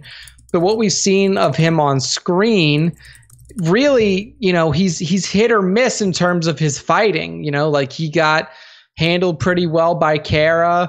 There were situations and some fights where he, kind of looked a little iffy there. And, even against IG, he gets pinged. And if he wasn't wearing his armor, he's fucking dead. Right. That's still one of the, because no shit, I think I'm on my 7th full rewatch of Mandalorian season 1. Okay. And there's a reason the number's that high. I'm not like a complete brain dead moron that you can just sit in front of a screen all day. I mean, sometimes on the weekend, I could argue you could do that, especially later on at night. But yeah, you got to remember when one episode comes out, within the first day of an episode of Mandalorian airing, I will have seen it 3 times. So there's 3. I will see this show 3 times before the first season ends. I then, because it's excellent, just go back and watch it here or there. As I've said, having the big screen outside during the summer, Star Wars is ideal for big screens. And, sometimes we get the screen set up late. We know the little kid's going to be passing out. No reason to start a long movie. So we've started rewatching Mandalorian on the big screen now. But I do love that moment where he just, at the end of episode 1, where he sees IG show up, he walks up, and without thinking, IG just fucking caps him. He's like, whoa, whoa, whoa, whoa, whoa, I'm in the guild, dude. He's like, chill out. And then just like that, IG's like, oh, my bad. I see the puck. Sorry. My bad. My trigger finger is a little twitchy. Yeah. I mean, IG did just finish killing an entire courtyard full of people, so a little hilarious. Jumpy. But yeah, man, I agree with the poll results here. So you know what that does? I mean, that takes us to the final matchup here, and it's going to be the number 1 seed versus the number 2 seed, and that's Chewbacca versus Captain Rex. That's not bad. I mean, I guess it did end up 1 and 2, so that's kind of janky, but hey. There were some good matches here. If you're good, you're good, right? Yeah, I mean, I will say that this one was, I think there was more disparity in power level for each of the combatants here than there was in the Force user poll. Because, in a Force user poll, everybody's got the Force. Right, it's just how much of the Force are you proficient at? Yeah, in this, it's really, I mean, it's more subjective to what your feelings are about the people, than what you can actually say in terms of their battle strength. I think that the way that it was seeded was pretty strong, in my opinion. I do think the Chewbacca Rex is going to be the closest yet, though. I have a feeling it could be like a 45 to 45, 55, 49, something like 51. That. I'm just trying to do the math real quick, but I know who I think would win it, but I don't want to reveal it yet. Right. Like I have my vote. But I don't want to say anything because I don't want to influence anybody listening to the show on their votes. So we'll see. I mean, sometimes I vote, sometimes I don't. Nick told me I voted this time around, so I guess I did. Voted on the Chewie. So yeah, that's the end of the battle poll. Keep an eye out this week for the Chewie versus Captain Rex. Chewbacca versus Captain Rex at their best. So I may do a 3rd place battle just to throw it out there. Look at battle for number 3. So you would have a losers bracket versus Han Solo versus Mando, which hey man, that could be interesting too. So I would take Mando on that one.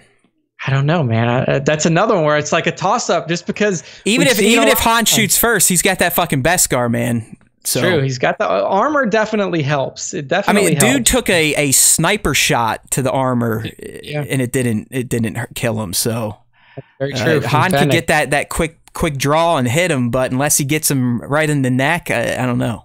Yeah, I mean, Han's got all right, game. good stuff Thanks. there, Nick. We're going to move on to this week's question of the week. And look at this. I actually remembered to take a screenshot of the question. It was a good one, apparently, because while I don't think IG is showing our content to most of you anymore, because that's what IG does, we did get some great detailed comments, which means you Fando assholes were into this one. So the question for those of you just listening to the audio-only version I'm going to say that I don't know why Prime is there. I like it. I don't know. You know, Nick was feeling a little freaky, but when he posted this, it's Game Time Prime.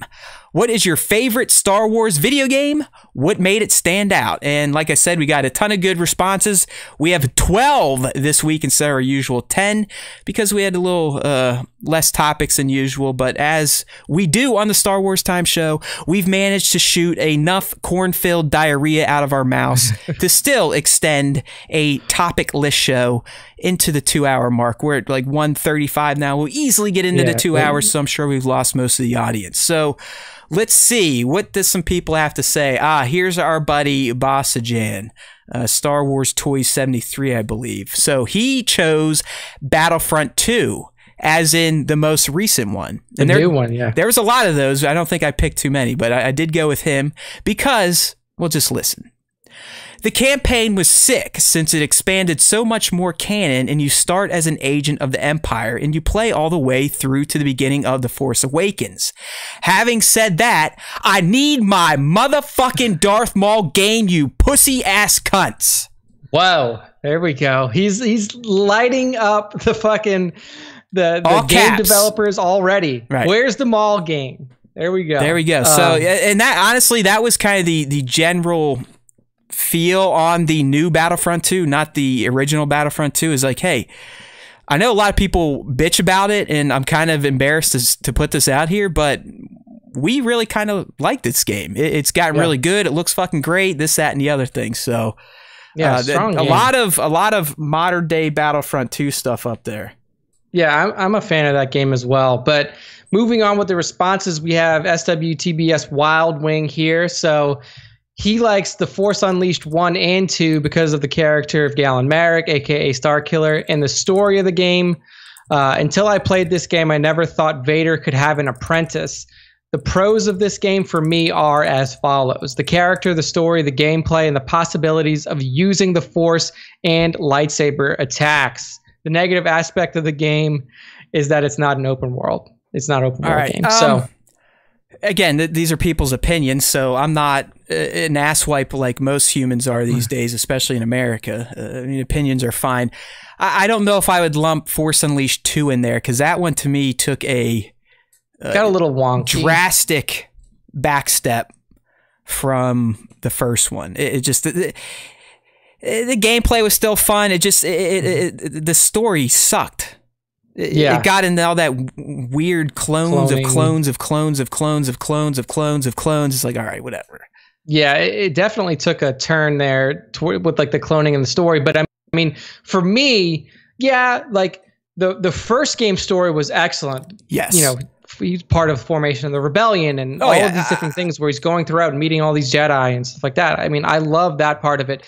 But this game is really about the gameplay. This is about fucking blowing shit up with the Force, pulling Star Destroyers out of the fucking sky. This is a Star Wars action game, not Fallen Order. And yes, Fallen Order is good in its own right, but get the fuck out of here with that combat. If any of you listening to this are playing Ghosts of Tsushima, that is what Fallen Order should have been. 100%. Open world, 50 to 60 hours. You can go in, slash the living shit out of people. It's not like you're swinging a fucking club. You're actually swinging a lightsaber that's light. Why is it light? Because it's made out of light! Right? These fuckers, these Jedis weren't wielding broadswords, motherfucker. I hate that shit. It's literally a plasma beam that doesn't have any weight just to it. Look at some of the animations of Cal doing a two-handed swing with that fucking lightsaber. Exactly, man. You think he's got like a Death Star on the other end of it. Yeah. So, I mean, I understand that they, you know, that Respawn was going for high difficulty, but I think you could go for a difficult gameplay experience without making the lightsaber combat itself so arduous. Yeah, it's just I I get that Souls swordplay and some nut jobs like that stuff. It makes no sense. It makes sense in those games because you're playing as a fucking knight in armor with metal swords. Yeah. Here, literally, you have a guy in a fucking t-shirt and pants that moves as if he is carrying a 2-ton steel beam.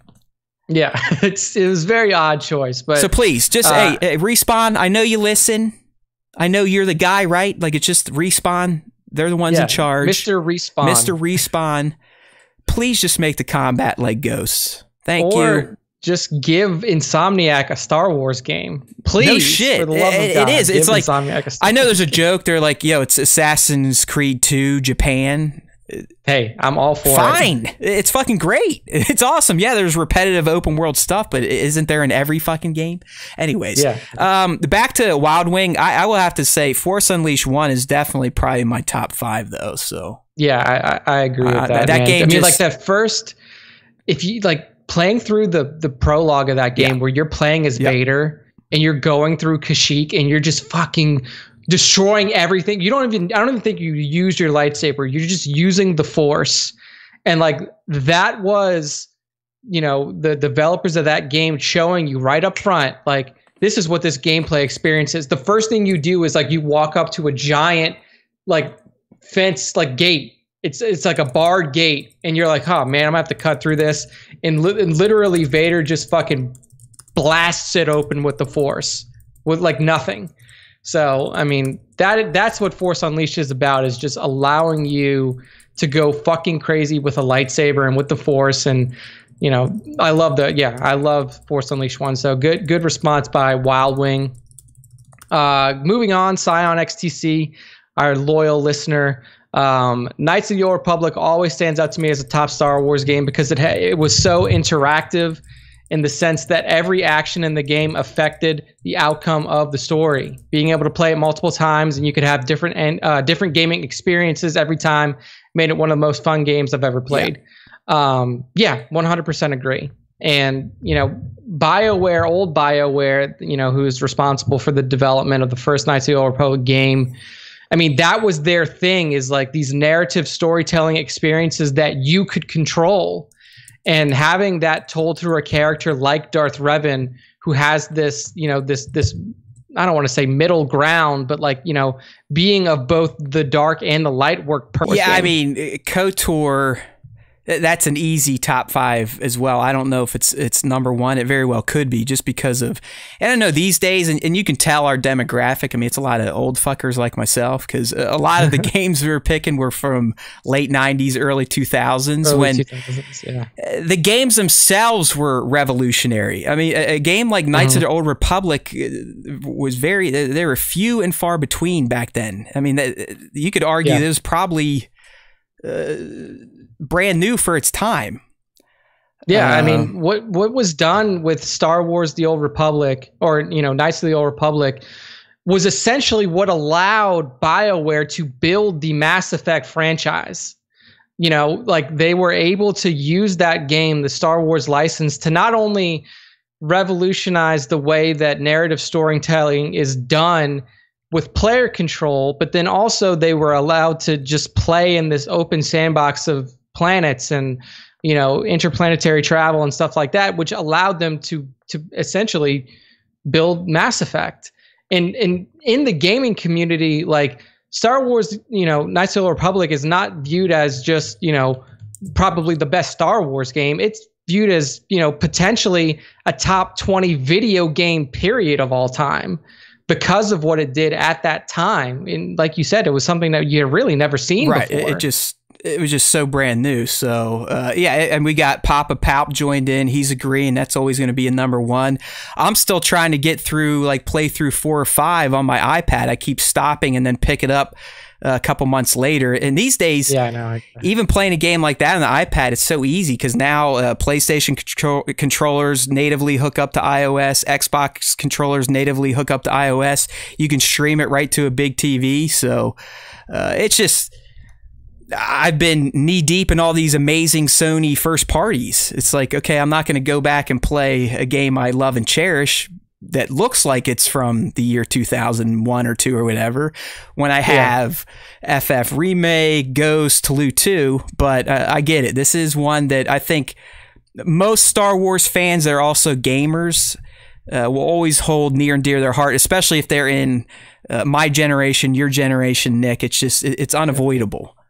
Yeah, I mean, I can remember, you know, late night gaming sessions with, you know, one of my friends playing, you know, the KOTOR games. So it's definitely fun. This was still before like crazy ass internet where you had gaming sites that would post guides for you. So like that's still when you were figured shit out. You were like flying blind. Like, oh, should I go to Tatooine first? Should I go to this planet first? What should I do? What should I say? Because you never knew. Like you could say something and fuck up a whole thread. Like literally, yeah, like screw up an entire conversational thread that could have led you to something down the way. I mean, you know, if you're on Dantooine and you don't know to keep running through those fields until these, you know, the Mandalorian keep showing up and go all the way through, like you just didn't get that story experience. You didn't get that gameplay experience.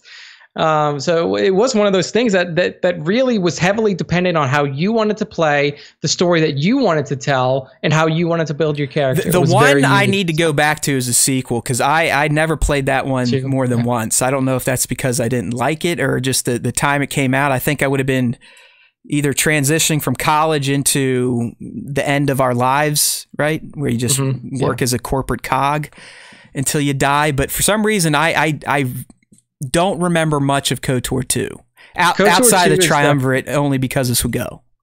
Yeah, I mean it's not as good because it's not BioWare. Like it was Obsidian, right? Game. Yeah. So it's still good. It's still a fantastic Hell yeah, man! The Outer Worlds, which they just put out, I think end of 2019. Fucking fantastic open world space Fallout, if you will. I mean, it's great. It's a great game, but like it's hard to compare it like to the original one, right? Just because that storytelling experience was so revolutionary. It was, and like I'm glad you pointed out. I mean, Mass Effect, that trilogy. Oh my God. I mean, that was magic on the 360 for me. I'm sure. Was it even on the PlayStation at that point in time? Yeah. So the first game wasn't, but 2 and 3 were. Gotcha. So yeah. I mean, Mass Effect was a good fantastic stuff. And then game BioWare, like most developers, got too big and bloated and probably got bought up by a huge publisher and got bought by EA. Yeah, there you go. Now their games are shit. So it happens. There we go. It's literally once the 2 doctors left that gave it the name BioWare, because it was literally started by 2 medical doctors. Everything kind of went downhill. I mean, do you remember Jade Empire? I mean, they literally made like a Ghost of Tsushima, but with fighting combat, not swords. In the same vein as Mass Effect and KOTOR, this and everything. All right, so good one there, Scion. Thank you.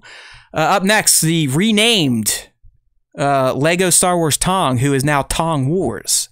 He's going with Shadows of the Empire on N64. Love the game. I invested heavily into that whole release. Bought my console specifically to play the game. Still have the Hildebrandt trading cards framed on my wall.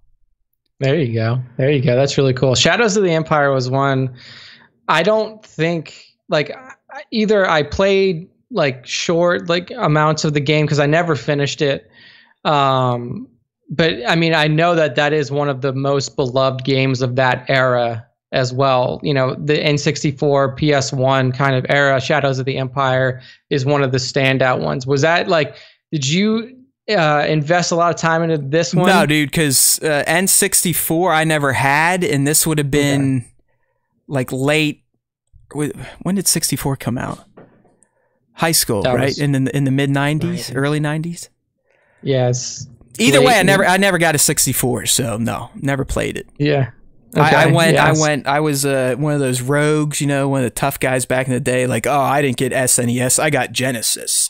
And then I'm not getting N64. I'm getting the PlayStation 1 because it's 32 bits or 64 bits or 100. Who knows? Released September 1996. So yeah, I was kind of like you. I mean, I wasn't in 96. Dude, I was a sophomore in high school, so you know what I was thinking about. I was thinking with the little guy like that. I mean, I don't know if most people, I know most men do, but when you're a young male, at least me, but really all I ever thought about was girls touching my penis, girls touching my penis, me touching my penis, anything. Like that's all I thought about. That's it. So no, I was not playing. I was not playing the N64 in high school. Distracted at that time, but Shadows of the Empire, great pull. I know that's still a beloved game even now. So, and I think you can get those if you play any games on PC.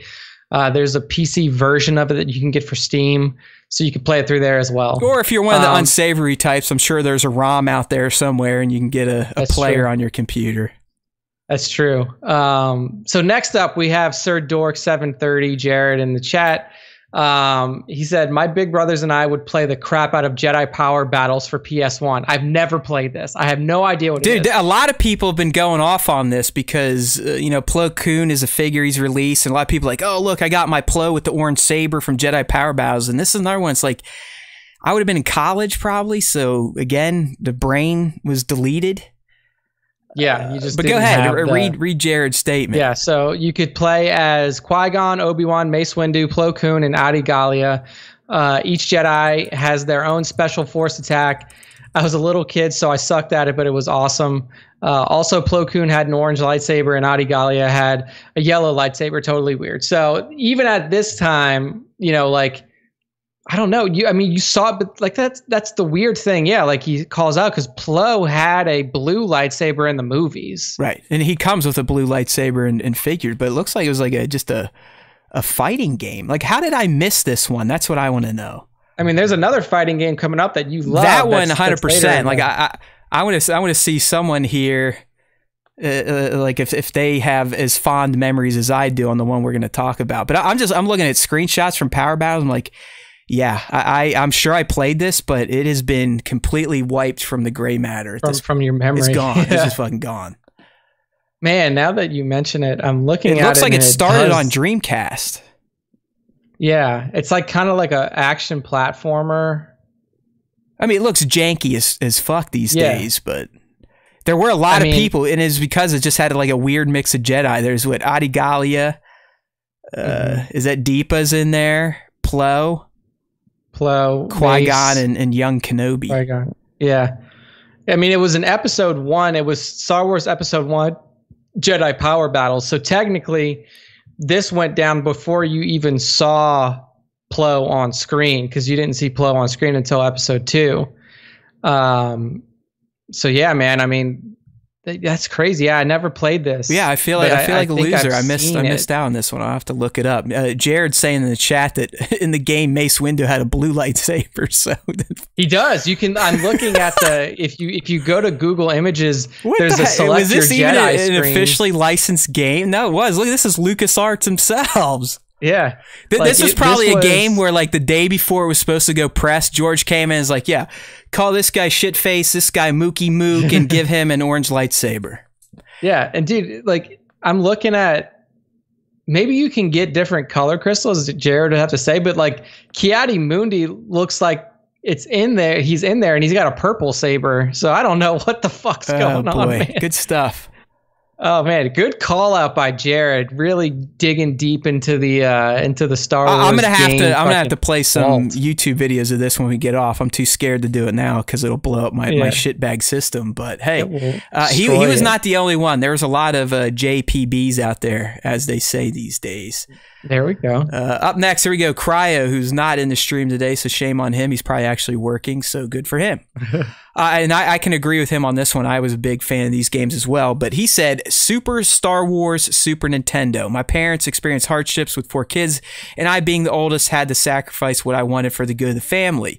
Once PlayStation came out, the Super NES became more affordable for them, and they surprised my brother and I one day out of the blue. They gave us 3 games. One was Super Star Wars. I played it till I beat it, then spent the rest of my free time flying the Millennium Falcon on a mission to destroy the Death Star and save Brittany.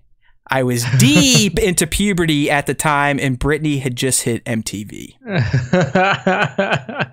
Oh man, I mean, Super Star Wars. I love those games. Did you play? They made 3 of them. There's Super Star Wars, Super Empire Strikes Back, and Super Return of the Jedi. Yeah, Return of the Jedi. I've never played them, but I have watched like gameplay videos and stuff like that. I mean, that is such a unique Star Wars gaming experience. Yes, because it's essentially like a side scroller, like a Super Mario almost. Yeah, like a TMNT game from SNES. The mechanics are awful. It's one of those games where you will want to kill yourself or somebody when you play it. I've fired it up in ROM form every once in a while when I feel like being bad. But those games, I contend, if you could get through, like Cryo said here, and actually beat one of those games, you had true skill or nerves of steel. The patience, right? Yeah, the patience of a saint. Because all you that started gaming in the mid '90s, 2000s with things called saves and checkpoints, you had no fucking idea the hell we had to go through in arcade gaming, NES gaming, SNES gaming, pretty much anything on a cartridge. Yeah, dude. The best we had were fucking codes you'd have to type in to like restore some of your progress. Yeah, I mean, like playing Mike Tyson's Punch Out. Like at a certain point, you just knew the Mike Tyson. Oh yeah, code, by the top, off the top of your head, you just put it in. But I mean, a game like Super Star Wars, it is maddening the difficulty and some of the bullshit, the hit detection, the lack of hit detection. Yeah, I mean, I don't even know if hit detection was a thing back then. It was just like, did your box hit the other box? It is a memorable, charming Star Wars arcadey type of experience. Yeah, and you know, the old games like that are just. They're gonna have this nostalgia factor to it that you really. They have the pixel visuals. They're gonna have like the chiptunes versions of Star Wars music. You know, even if you know that it wasn't a good game, it doesn't have to be a good game. Like we said, it's just your favorite, right? And stuff like this. I mean, it's a you look at some of these old games we're talking about now, and if you just gave them to someone to play, they'd go, "You're fucking stupid." It's like, why the fuck would I play this? Yeah, you guys ever heard of the PS4 or the Xbox One? Yeah, it's like this isn't even 3D. Yeah. Like why does everything look like squares? But they could make you a gamer. There's no doubt about it. I mean, it's probably also why I'm going to have a stroke at a young age and why I've spent hundreds and hundreds of dollars on game controllers. It's because of my time with games like Super Star Wars. Oh man. So up next. Good call there. Fallen Apprentice here, yes. Fallen Apprentice says agree. Jedi Outcast. On PC though, I just remember going to Electronics Boutique, old EB Games / GameStop at the local mall with my parents. That was back in the day when you could return games within 2 weeks, even if you opened them. It kind of reminded me of Half-Life with the first-person shooting and levels. The game as a whole was just awesome. Nothing has been able to touch it since for story / campaign mode for a mostly first-person Star Wars shooter. I mean, this game is really what, you know, touched on that post ROTJ canon storytelling experience, right? Because I mean, you're talking about Super Star Wars and some of the other things going on. I mean, like this is when you're building, like when Luke is rebuilding his Jedi Academy, you're playing as Kyle Katarn, who becomes an eventual master in Luke's Jedi Academy. You can actually play this game on the Switch now. And I think the PS4, not Xbox One, but I know you can get the Jedi Outcast for the Switch. Yeah, and it's not like a remastered version. It is just the original game ported. They might have cleaned it up a little bit, at least the resolution, but yeah, you had to change for resolution scaling on those consoles, but I mean, it was a very unique experience to play as Kyle Katarn in a first-person setting, and you know, just a story that was being told throughout that game. It's kind of hybrid, right? Because you had first-person shooting, but it would kind of be third-person action. Yeah. So, good one. I mean, I was a big fan. I was a big fan of it. So, hey, how come most of these games are from like the 80s and 90s? Because we got old fuckers. Oh yeah. It's literally because they haven't really made fucking Star Wars games. I will say that one of the upcoming responses is relatively new stuff. So I mean, we had Bossajan that likes the new Battlefront 2. That's about it. You know, so he's that's literally about it, because here we're on the Rust Belt Collector, and he's going Battlefront 2 with the caveat of good version 2005. And he also throws in Republic Commando, so both have strong nostalgia for me, such that I can't pick between the two. But I guess solid gameplay mechanics, replayable missions that I still play to this day, as in Rust Belt, and a focus on clone troopers really stood out to me. Yeah, dude, I mean, that's what was huge to me about Battlefront 2 specifically, is that, you know, the Galactic Conquest mode, you could literally like pick your planet. I want to play as this, you know, I want to play this, and then go. And it wasn't like, you know, it was very, I guess you could say, like mission based, like you mentioned. You didn't have to play through the whole game to play one section. And then to me, what had me going back to Battlefront 2, the original one, over and over again, is you could go and you could have a heroes versus villains battle on Tatooine. And you could pick whatever, you know, you pick your Jedi, you pick your Sith, and then you just battle. I just got off on owning the AI, and I don't care. Yeah. It's like the AI was dumb as shit, but I loved just kicking the crap out of computer code. Dude, it was hilarious, because this is how the games would play out when I would play heroes versus villains. If I was playing heroes, I would pick Ayala Secura, because she had 2 lightsabers. She was the only person in the game at that time that had 2 lightsabers. And I would get like, you're basically playing to 150 kills or 200 kills or something like that. I would get like 80 something kills on the good side with Ayala, and we would always win. And you're playing against AI, we would always win. It's the best. And I would go, whenever I would play on the bad side, I would pick Maul. I would get like 110 kills, and we would still lose. And I don't know how. Like, are my fucking AI teammates that bad, or is this thing just rigged to where the good guys the player was always going to be the hero? And that's why, like, I mean, even modern BF2, where they did allow AI play, the AI is somewhat competent. You don't quite feel like a gaming god as you did in the old version. Oh yeah, dude, you can legitimately lose AI games and be like, man, dude, what the fuck? I loved just how you could, you know, get in any fucking vehicle and kick the shit out of people, and jump out and then start kicking the shit out of people. Oh, and then get in a jet and fly up and kick the shit out of people in space. Dude, that's also what I liked about Battlefront 2. Original Battlefront 2 was you had full-fledged space combat. You literally took off from the planet and would fly into and jump into the space battle and fly into the hangar and start kicking the shit out of people. Yeah, dude, and it was great. I loved it. Like the flying combat was competent. It was very. His other one here though is another choice game that I'm surprised you never got a sequel, just based on the type of game it was. But Republic Commando, and that's where you had the 4 almost class-based clone troopers that all had their specialty. And were you able to swap in and out, or would each character kind of get a different part of a mission? I can't quite remember, but I can't remember. I know one of the guys was Scorch. He stands out to me. I forget the others. It's been a while. And that was a game too that would have came out during my college years, and I definitely did some damage. So a lot of that short-term stuff is gonzo. Yeah, there you go. So good picks, Scorch, Fixer, Sev. Yeah, Sev, that's right. Those were the 3. And they were part of Delta Squad. And this is where we also got introduced to a lot of the Geonosian characters that were you know, that kind of showed up in AOTC, but you had Sunfac, you had Poggle the Lesser, and some of the other more popular Geonosian that's a good one. characters. I'd love to see a modern day sequel of Republic Commando. Yeah. All right, up next we got Mr. Barron's Black Series here. So here's the young right, and I picked him because he was leading with Battlefront 2, but then he switched gears. He said, you know, Battlefront 2 and Jedi Fallen Order go without saying. Well, I don't know. However, despite what most people say about not being a good game, I have very fond memories of playing the Xbox exclusive. He's talking about the black, like the first one. The original Xbox. Yeah, Xbox first. The Obi-Wan game. It let you play all the behind the main story moments of Episode 1 with Jedi Apprentice Obi-Wan Kenobi. Plus, I have great memories of facing off in Jedi Council member 1v1 battles, and also laughing my head off with my cousin while listening to the game pronounce Deepa Biliba.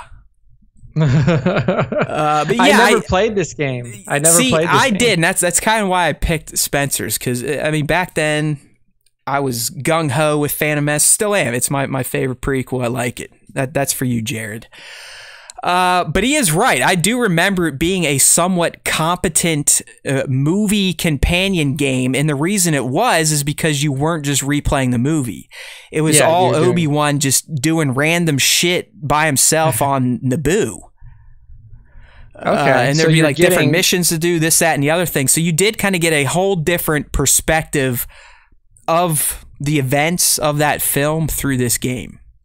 Yeah. Yeah, I mean, that's an interesting way to play, because there have been a lot of, I mean, for all of the original, I mean, for all of the prequel movies, you had companion games. And then for the original trilogy, you had the companion games on, you know, NES and Super Nintendo. So, you know, having it to where you're not just replaying the story, you're actually getting some additional information in through gameplay mechanics. The game was literally called Star Wars Obi-Wan. Obi-Wan, yeah. I Googled it. So, interesting one. Yeah, I don't even know. I mean, I'm sure that there are unscrupulous ways of being able to play this again, but I never had the ability to play. I didn't own an Xbox, so an original Xbox. Yeah, I definitely bought it, and I agree with Spencer. It was a different type of movie game, because it wasn't just trying to retell the movie.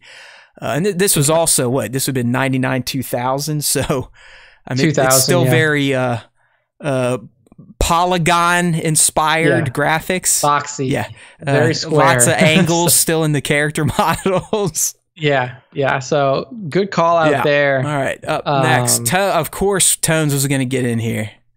Yep.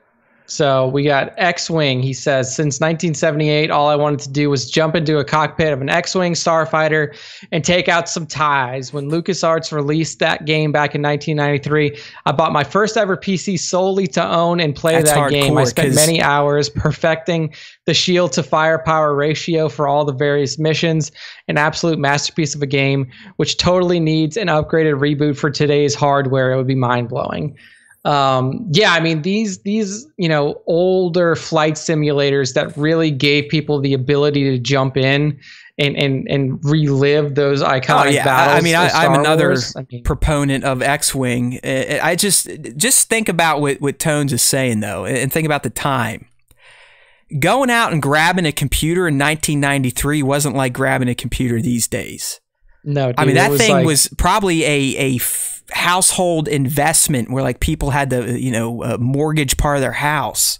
Yeah, it's like, you know, you're spending $2,000, $3,000 on a PC back then. That was, you know, very basic in what it could do. But I'm with them, man. I remember I had X-Wing on the CD, actually. Those are the days where anytime you wanted to play a game, you pretty much had to load in the media. You had to also install it, and then it would run off either floppies or this, that, and the other thing. Some games you had to change floppies in between fucking missions. But I'm with Tones on this. X-Wing was kind of for the same things. I mean, as a young kid seeing the original movies, obviously the space battles, seeing Luke in the X-Wing, the Death Star run, all that put delusions of grandeur into my head about being able to do the same things. So when the game came out, of course, we all wanted to grab our plastic joysticks and give it a crack, and it actually ended up being a fantastic game that wasn't just like a moron flying game. You had to, as Tone said, you had to manage your ship's abilities. You actually had to pay attention to the missions. If it was an escort mission, you better fucking escort. If it's a dogfight, you better dogfight, this, that, and the other thing. It was fun. There was actual structure to the missions and not just chaotic flying and shooting shit. Yeah. I mean, it's one of those things that we may get an experience like that with Star Wars Squadrons. I mean, I know that this is primarily going to be a multiplayer experience, and back then there was no multiplayer. But, you know, looking at, you know, the way that they have essentially not really rebuilt, but like we're inspired by the power system for sure. Yeah, I mean, you're right in terms of managing the 3 power subsets of shield, engines, weapons. you're definitely going to get some X-Wing or TIE Fighter nostalgia there. Spoiler alert. So I think that, for somebody like Tones, and I know we have an upcoming response that is on the flip side of this one, but like for people who are really into these games, X-Wing and TIE Fighter, X-Wing versus TIE Fighter, it'll be like close. That. I don't Squadrons. Yeah. It's not going to be 100% because I do believe X-Wing and TIE Fighter and X-Wing versus TIE Fighter, they were really going for sims almost. Yeah, flight sims, but not as brutal as the actual Microsoft Flight Simulator where you're trying to land planes and all that dumb shit. Yeah, I mean, this, like, Squadrons is described as a space battle simulator. So while the maneuvering of your ship is still going to be important and integral to the gameplay, it's not going to be like flight sim level. It's going to be a little bit more. We got breaking news. Oh no, what happened here? 2 breaking news. Apparently the Pac-12 just followed the Big Ten and Joe Biden has announced Kamala Harris as his running mate. I kind of picked out Kamala Harris as the one who was going to make it. That's a big one, at least over here for some people. So Kamala Harris, she's a good woman. I'm glad. Not a bad pick, I'm happy. Especially considering that she was basically calling him an old white racist during the debates during the primaries. Yeah, I know, right? So. Like that's a big flip. Let's see how things work out. But anyways, back to fun stuff. Star Wars. So X-Wing is a fantastic game that really, like, I think, now I could be wrong here, but I think that there was I don't know if this was released on like the Wii game shop. Like the original Wii had their game shop that would release older titles sometimes. And I think it was X-Wing versus TIE Fighter that was up there. But like, I know that they had some of the Star Wars fights. Some of these have been in the, thousands of Steam summer Star Wars bundle sales. Exactly. If I actually use my Steam account or use my computer, I pretty much have all these games we were talking about. In Steam, but I don't like sitting at a computer to game. It's just never been my style. That's my style. Give me the fucking console so I can just put a game in. Don't have to worry about installing drivers for this, that, and the other thing. Just fucking play. I can understand that. So good. Thank you, Tones. Your streak continues. I had to cut Action Figure Noob this week, but he had a good one too. Oh no! Okay, so well, I'm gonna take this next one, Nick, because this one is all you, and I'm gonna see how much I get made fun of. But Mutant Jedi Ranger went with a game that I was hoping someone would pick when I saw the question, and it is Star Wars Masters of the Terrascasi for PS1, which is literally a fighting game in the vein of Mortal Kombat or Street Fighter. Same thing, 2D plane. Let's go.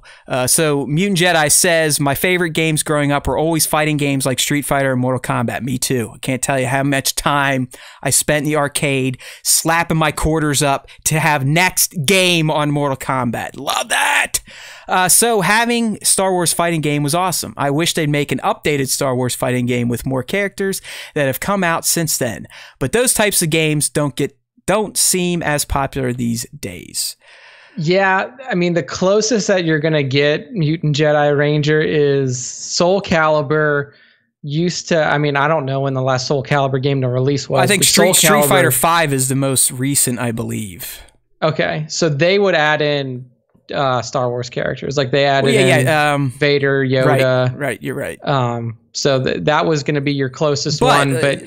Masters of Terrascasi. And again, I think that the game kind of got an Easter egg in Solo because this is the form of combat that Kira uses. The Terrascasi, or however the fuck you're supposed to say it. Yep. This game was fantastic, dude. I mean, you had a Tusken Raider as a combatant, Boba Fett, Chewbacca, Han Solo. It was essentially the battle of the basics with some of the Force people. I mean, Vader was in there. Mara Jade's in it.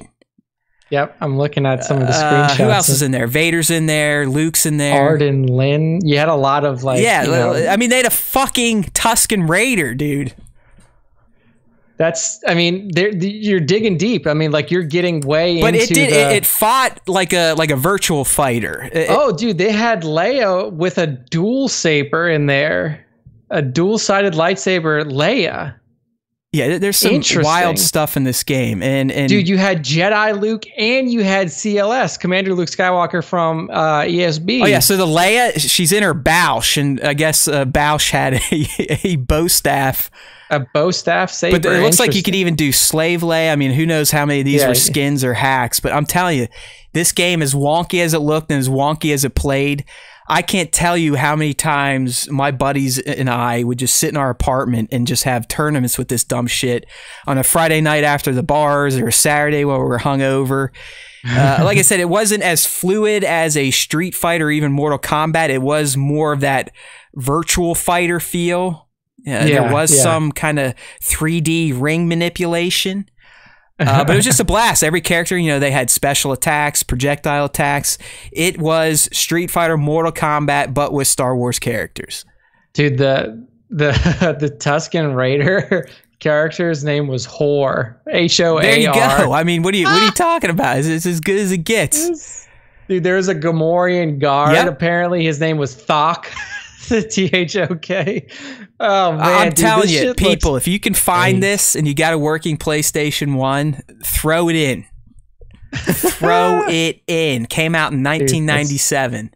97. Yep. People still selling it. It's still going on eBay for $20. So there you go. If you are a longtime listener to the Star Wars Time Show, then you know that Matt's brought this game up multiple times. I mean, it's just one of those games that it's kind of like music, where you know certain games will leave such an impact on you throughout your life that it will take you right back to that moment in time. Like I am sitting in my little shitty 2-bedroom apartment right now with my dudes playing this game, yelling at each other, accusing people of cheating and spamming the same attack over and over. Because it is one of those games where you can literally just sit there with Boba Fett and like throw punches at the right time, and no one was going to defend you. You couldn't get hit. No way. It was kind of like old Street Fighter with Blanca, where all you had to do was sit in the corner and electrocute yourself, and nobody could hit you. I was so happy that Mutant Jedi Ranger brought that one up. I was really hoping someone would get that deep dive, because it's I guess it's, to me, it's like a Jedi power battle. Just, I don't know, it didn't hit a lot of people's radars. Yeah, and I mean, look, fighting games are essentially dead now unless you're Mortal Kombat or Street Fighter. Right. There are no fighting games. And I do think it works for the Star Wars universe. I think a traditional fighting game, I mean, you don't have to have just all Jedi. I do think it works. So good one there, Mutant Jedi Ranger. Now, especially now with so many new people in the universe, you could bring in Legends, you could bring in new canon, you could bring in all these different characters and have such a robust fighting game. But I don't think that EA is going to dedicate. No, probably not, because it's not like this one was received too well, considering most people never even knew it existed, and most people that played it said it was ridiculous. But I love it. I mean, it was the perfect amount of ridiculous for me. All right, our last one here, Intergalactic Raptor, one of our buddies here. Go ahead, Nick, because he has the counterpoint to Tones' choice. Yes, so Tones picked X-Wing, and then Intergalactic Raptor picks TIE Fighter. He says it was so cool playing from the perspective of the Empire for the first time in a game, and introduced new ships, concepts, and had interesting story as well as being a fantastic flight combat sim. I love the depth of the controls and power management, etc. It was my first introduction to Thrawn as a character. I'm glad Squadrons is heavily inspired by TIE Fighter and is using some of the mechanics from it, although it will be tough for it to have the same impact on me as that game did back in the day. I mean, again,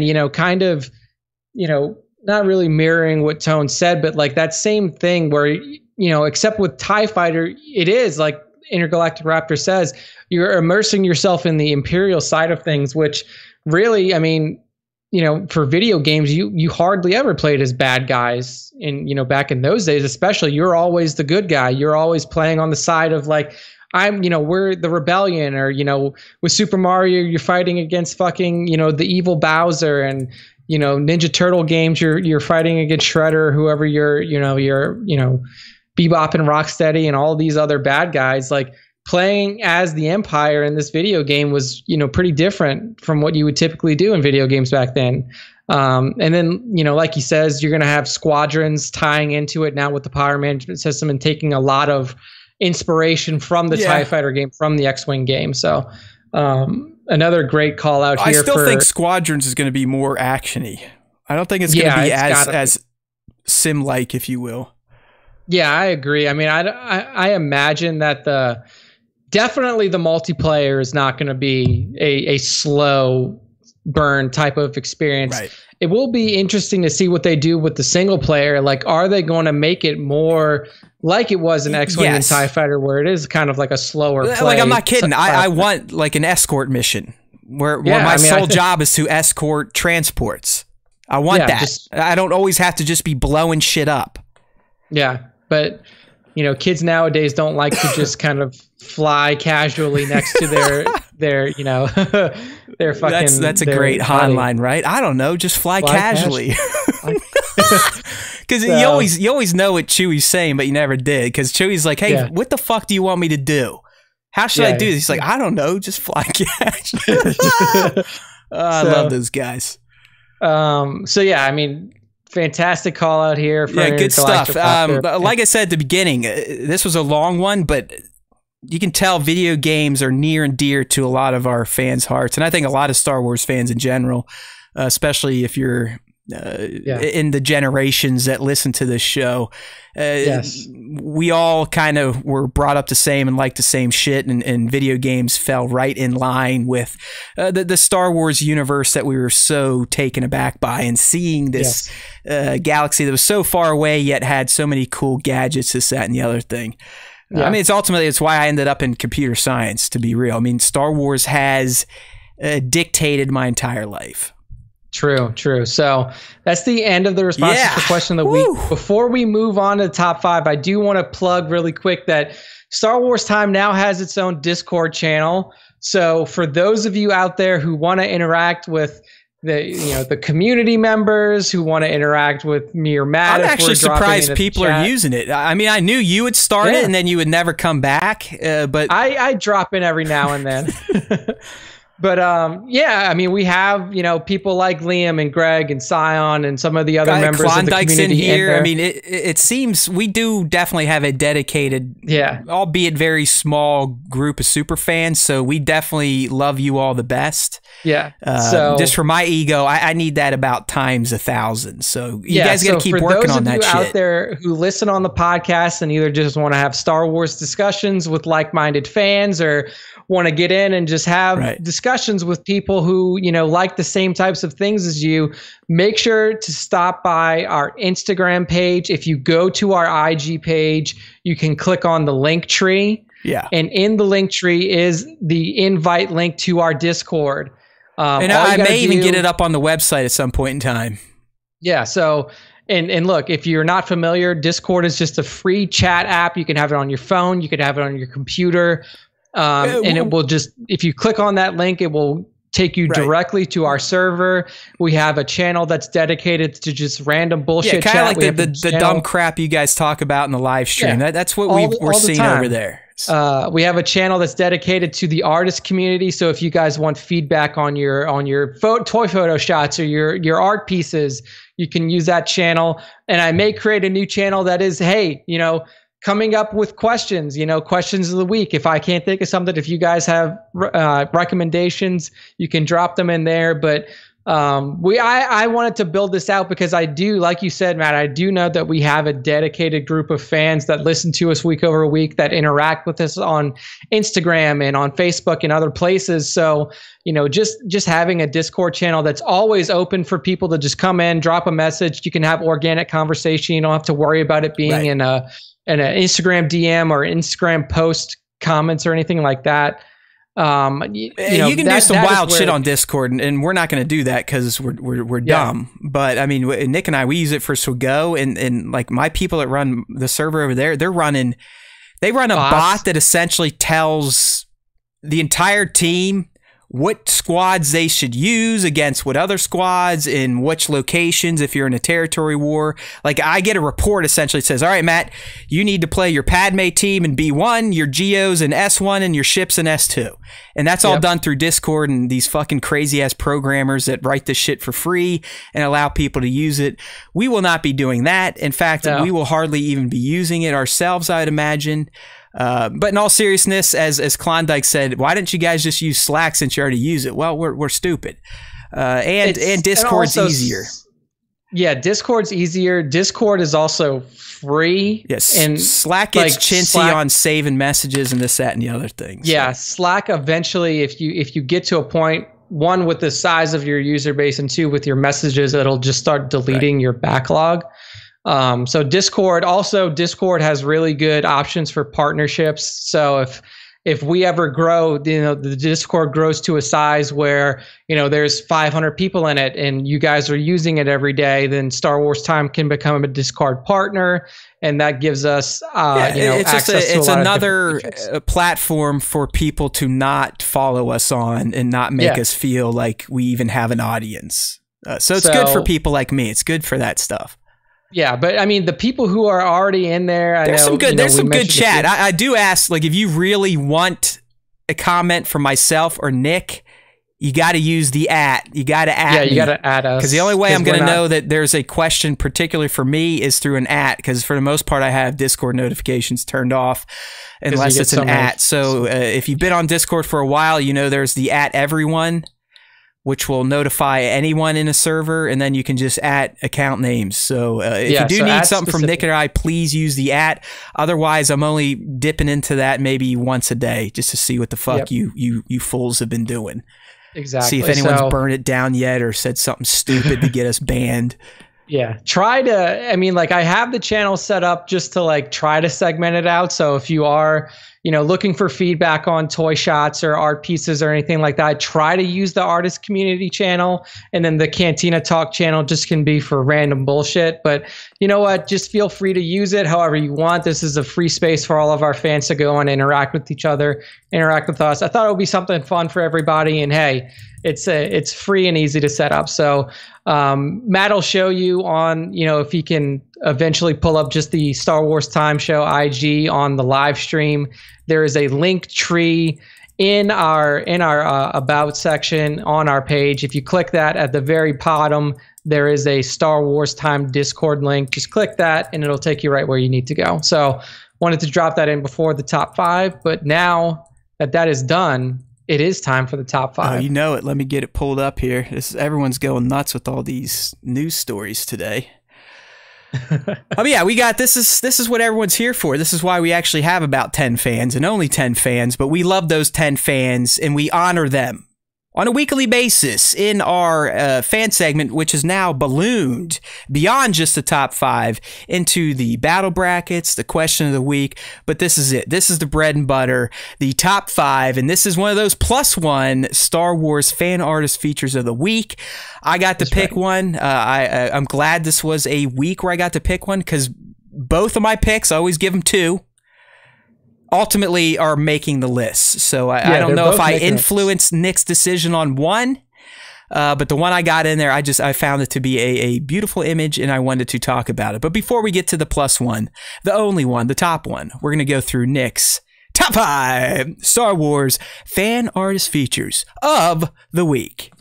Yes, the top 5 this week. I mean, like Matt mentioned, he actually got both of his picks in there. So Matt's got a top 2 this week, but his other top 1 starts off my top 5 with a shot from Lima 4 Photos with an absolutely top-notch shot of 501st Legion stormtroopers kind of swinging into battle here on ropes. And I mean, really, everything about this shot is good. The atmospheric effect used, probably atmosphere aerosol. The posing of both of these troopers while they're swinging on these ropes, kind of moving into battle. This is probably rappelling down. I mean, this isn't the 332nd troopers that are going to Mandalore to fight at the end of season 7, but I can see them just dropping down onto a battlefield from these ropes from their troop transports, guns out. There's already explosions happening below them. You can see the bokeh and the little bits of fire coming up from the bottom right of the photo.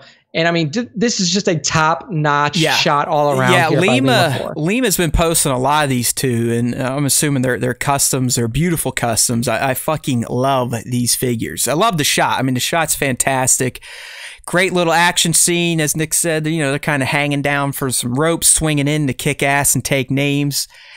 I really love these figures. I mean, it just, when people customize or buy custom figures, you can see the attention to detail that goes into them. And these guys just look absolutely fantastic. Some of the best looking clone figures I've seen captured. I mean, we're always going to love the 501, the boys in blue, right? But I just love the added paint styles. You know, they kind of kept the Phase 1 fins on these helmets, which gives them a little bit of a different look on really the clone trooper from Revenge of the Sith helmet. You could actually go look at this. It's kind of a simple setup. I believe he's got the dudes hanging from this braided rope on a wire, and I believe the backdrop is just a configuration of that ubiquitous thumb buster diorama that everyone else pretty much in the community has no issues with. But me, I built it once, and I didn't even build it. I had my wife build it in one format, and it has never changed that form. And I will never change that form. I tip it on its side. I tip it sideways. I'm just not fucking with it. We all know how I react to toy stress. It's not good. So it's not. It gets crazy and potentially violent. But I mean, if you go over to Lima 4's IG profile too, I love how he does these grid style, like 3 shots in a row. Yes. That you know. Sell a whole. There's not a lot of people in the community that do the grids. It is kind of a pain in the ass. You got to grid them out to 1x1 squares, make sure everything's lined up. I'm sure there's an app that can do it for you real easily. But you're right. The grid, once someone actually goes and look at the profile, is the sexiest way to look at someone's Instagram profile. Oh yeah. I've got that first one, his most recent grid there, Nick. It's of these two bros again. Great atmosphere. It looks like he's using some flooring from that diorama, but it really does just, man. It looks so cool in a feed. Like, you know, scrolling, like you said, scrolling down. And like, if you go a little bit further down, you'll see he's got 2 grids in a row. One of JKR, Jedi Knight Revan, and then one right below it of Vader. It turns the feed into a work of art itself. Yeah, it's a beautiful, beautiful representation of these 2 figures, the Vader and the JKR here. So, excellent work by Lima 4 Photos. A low follow account, but hopefully he starts to pick up a following. Only 604 followers now. So if you're not familiar with his work, go give him a follow on Instagram. Very good stuff that's on his feed recently, especially like we mentioned, these really creative grid photos that he does. So at Lima 4 Photos on Instagram, 4 is spelled out FOUR. Really good work here. I mean, I remember we featured him multiple times. I think this might be his first top 5. Clearly not getting the love from IG that he deserves. 604. Let's pump him up. Pump him up. Right. Lima 4. All right, moving on. Next up, we have at Flyboy1138 on Instagram. And see, Nick, I always try to guess when I don't fuck up and actually have to post the top 5. I always try to guess which shots Nick picked based on the accounts, and this is the one I was struggling with. So, go ahead, Flyboy1138. Yes, Flyboy1138. So his name is clearly taken from the Lucas THX 1138. And the way that you put it, because I was going to ask you about this forced perspective shot, like you said, is really just perfectly executed. So what you see in what you don't know is the foreground of the shot is the big sand crawler that you see on Tatooine episode 4, and then in what is the background, but again, like this is a perfectly done forced perspective shot, is, you know, some tiny Jawas out there, and they're wheeling and dealing or talking to each other, and then it's a really good sunset photo here, so you get like a golden hour shot with the forced perspective of the tiny Jawas next to the giant sand It's a very cool technique that, I mean, it looks like there might be some camera trickery going on here, but it's really not. It's as Nick explained, you'll have one subject in the foreground, and then the other ones you'll have way, way, way in the background just to diminish their size. So these Jawas we're looking at, if you're on the live stream, are probably 3 to 4 inch tall figures. But in the shot, they look perfectly scaled to a massive sand crawler. So they end up looking like tiny little Jawas would look, just like we saw in A New Hope or episode 2 of The Mandalorian, what they look like standing outside their sand crawlers. So it is as I said, an awesome Force perspective shot. We've had others we featured. A lot of you toy photographers take advantage of this mechanic, especially when you're mixing scale. We've seen people like... remember the Clone Troopers? Remember he had a great shot of a 1/6 scale Rex, but with 1/12 scale guys in the background. So it's an easy to use technique, but you gotta, obviously the alignment is key, and your subjects have to be of the correct size and spacing. But it is a dope shot just because of the scale that you feel from the Force perspective. Yeah, exactly. So another relatively low followed account, only 250 followers for Flyboy, at Flyboy1138 on Instagram. It looks like he has a lot of different, does a lot of different things with his account. So a lot of fun over there. So give him a follow. Next up, we have a beautiful scene recreation from Revenge of the Sith by The Collection Possession on Instagram at The Collection Possession. I believe this was a first-time feature, first-time top 5. So you've been getting good at this. You almost pick one out a week now, because I've been trying to share more just brand new accounts, people that we don't always see. And it seems like every time I do that, they make it into the top 5. So I mean, you're picking good shots. I got a decent eye. I might not be able to snap them the way I want to snap them, but I at least know what other people do and when it looks good. Yeah, you know good art when you see it. So The Collection Possession. So this scene recreation is from the Anakin versus Obi-Wan battle at the end of Rotzen. It's the scene where they're grabbing onto these 2 wires and they're swinging at each other and they're clashing their sabers in the air. And I mean, he fucking nails it. He nails the poses. Yeah, it's fantastic. Of them holding on to the ropes. He nails the lightsaber clash and the kind of spark that happens when lightsabers hit each other. And just I assume this is a Digirama shot. Yeah. I went and looked. The background of Mustafar. He did include some BTS. So they're literally hanging on some black wire from his computer monitor. Yeah, I see now. Okay. So the background's all an image, and they're just hanging on some black cables. But even it might sound simple, but when you do Digirama, you have to match the lighting of the background with the subjects. Again, posing is always tricky. I think he did great with the poses here. It really makes them look like they are hanging on, they are swinging, they are making an attack. I think swapping out Derpy One's head for General Kenobi's head was a great move. Because we've talked about on the show, I think I might have even shared it, but the original Black Series ROTS Obi-Wan looked like the sculptor was drunk. Yes, like his eyes were crossed. I mean, he looked like he was sucking on exhaust. Okay? I mean, the guy, that version of Obi-Wan huffed paint for a living. So it was a good move there, swapping the head out for the GK head, because that does really help to sell the friend killer, if you will. Yeah, there you go. I mean, you can't tell either. I mean, like this GK head looks, like Bratz Kenobi. Oh, it's perfect. I mean, the other one is so bad. So yeah, absolutely wonderful job here at The Collection Possession on Instagram. He's got a lot of great shots up there. His most recent one is Plo Koon with a blue lightsaber, not orange, from the Jedi Power Battles game, just slaying some B1 battle droids. So go give him a follow on Instagram as well.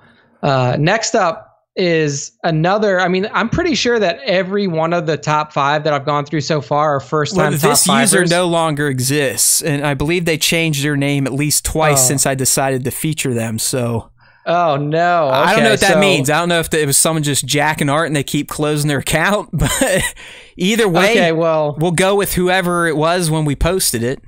Yeah. So this piece of art. I mean, I don't know who they are now, but it was at RAIRIZ Design. And like I said, that name was different when I first put it in the folder to share. So I don't know what the fuck's going on over there. Yeah. So, and then the Instagram page is not found now. So So what we see here is a recreation of the Razor Crest from Mandalorian and the attack that happened on it when it was leaving that ice planet, where the fucking this like massive, I don't know what it was. It was some sort of creature comes and kind of bites and attaches. Yeah, space walrus. And that's exactly what Ryriz does here, is he takes like a walrus figure and then just has it attacking the Razor Crest as it takes off from Ice Planet 4. It's like a sketch. It's a form of, real ass paint. Yeah. But it almost looks like concept art, and that's kind of the aspect that I appreciated. You know, it's a nice little sketch, but it looks like something they are flipping through, you know, Doug Chain's book when they're getting ready to plan out episode 1 of season 1. So it's a great little piece of art. I wonder if the artist was ever real at this point in time. Yeah, that's what I was, you know, now that we know that this Instagram account is closed down, which has literally never happened before on a top 5. Yeah, because if you change your name, they'll typically reroute your link at least. But this literally goes nowhere. It's gone. The person is gone. Interesting. So, very cool piece of art. No bother in saying the name of the page again because it doesn't exist, but still a really cool concept piece for the Razor Crest being attacked on that ice planet that we saw in Mando. So really cool piece here. And then the final entry into the top 5 before we get in the match top 1 is somebody who was actually recently featured. Yeah, I think like 2 weeks ago. Nick has a new infatuation here. The Imperial Grunt, the _Imperial _ Grunt with an absolutely fantastic I'll call it battle mode Vader shot here. And what we see is a bunch of stormtroopers and a ATST walker on a battlefield going into a clash, and you see Vader leading everybody, standing up on top of this rock that he's positioned on, hand out, lightsaber ignited, just fucking leading his men into battle. I just thought it was an absolutely this is the Imperial Grunt excels at these wartime shots. That's kind of his specialty. This one really stood out, and I look at it like, this is the Vader project we all keep talking about and popping little Star Wars chubs over. Like, this is it. This is just a still from that Vader standalone. That's all you need to know, because that's what I see in my head, is this dude out on the battlefield leading it like a boss, just kicking the shit out of anything and anyone that gets in his way. Yep. Literally, if you're in war and you're the general, you're going to be standing up on an elevated position like an easy target. That's Vader, though. He's like, let's fucking go. It's like, what are you going to do? You can't shoot me. You can't kill me. I'm fucking Darth Vader. Exactly. And, it's just a fucking badass shot. Just the posing of every figure is so well done. The background. Yeah, this is another one that utilizes force perspective, because that chicken walker, that's 1/18 scale. That's 375. I have that thing, so it's actually not the right scale for these figures, but because it is in the background now, to make it look like it's in the distance, it works perfectly. Yes. Yeah. So just a wonderful job here by Imperial Grunt. I like how he lists himself on his IG about us as a tactical toy photographer. And yeah, that's a perfect representation of his work. This is... it's like I said, I'll pull up the page real quick for those of you on the live stream, but just look at this shot here of Minbot and all those mud troopers. Just badass stuff. Don't worry. There's others in the to share folder from the Imperial Grunt, but yeah, great stuff here. Practical setups all the way. There we go. So that's the end of the top 5. So Matt, lead us into your top 1. Yeah. Okay. I knew this, Nick. The moment I saw this image, I was like, and this is from Fallen Apprentice. Someone that has been featured before. I'm not sure if they've ever made a top 5, but when I saw this one, the feature towards the end of last week or over the weekend, it instantly spoke to me. It's an image, it's a portrait, if you will, of Ahsoka. And literally, she spoke to me and said, you will feature this shot in the top 1. Reached out. You will feature this shot in the top 1. And here we go. But in all seriousness, this is a banger of a portrait of Ahsoka. I think this is the new Ahsoka. This is Rebels. Okay, yeah. I don't know if it's the actual Clone Wars Ahsoka that we all want, or if it's the new but not new Ahsoka from the Phoenix set. Either way, she looks a little bit better than the Ahsoka I know I have. It doesn't really matter. What matters is it's a shot of Ahsoka watching, probably for the first time, the holo footage of Anakin bowing down to his new master in Palpatine. And the look on her face, you can literally see her soul being crushed seeing this scene. So I almost take it like maybe this is what she watched after her and Rex, you know, buried all the 332nd and they took off, and she finally had time to really sit down and reflect on all the bullshit that just went down, right? She was hearing from Maul that Anakin was getting squirrely. He wasn't going to believe into it. Then she feels Anakin's turn, probably still didn't quite know what to feel. Went through all the shit with Rex and the clones trying to murder her, saved Rex, saved herself, and got out. Now she has that time to actually go back and verify what Maul was teasing and what she knows. We all know that Ahsoka, she knew. She heard it. She heard Anakin reach out and cry out into the Force and say, "What have I done?" Yep.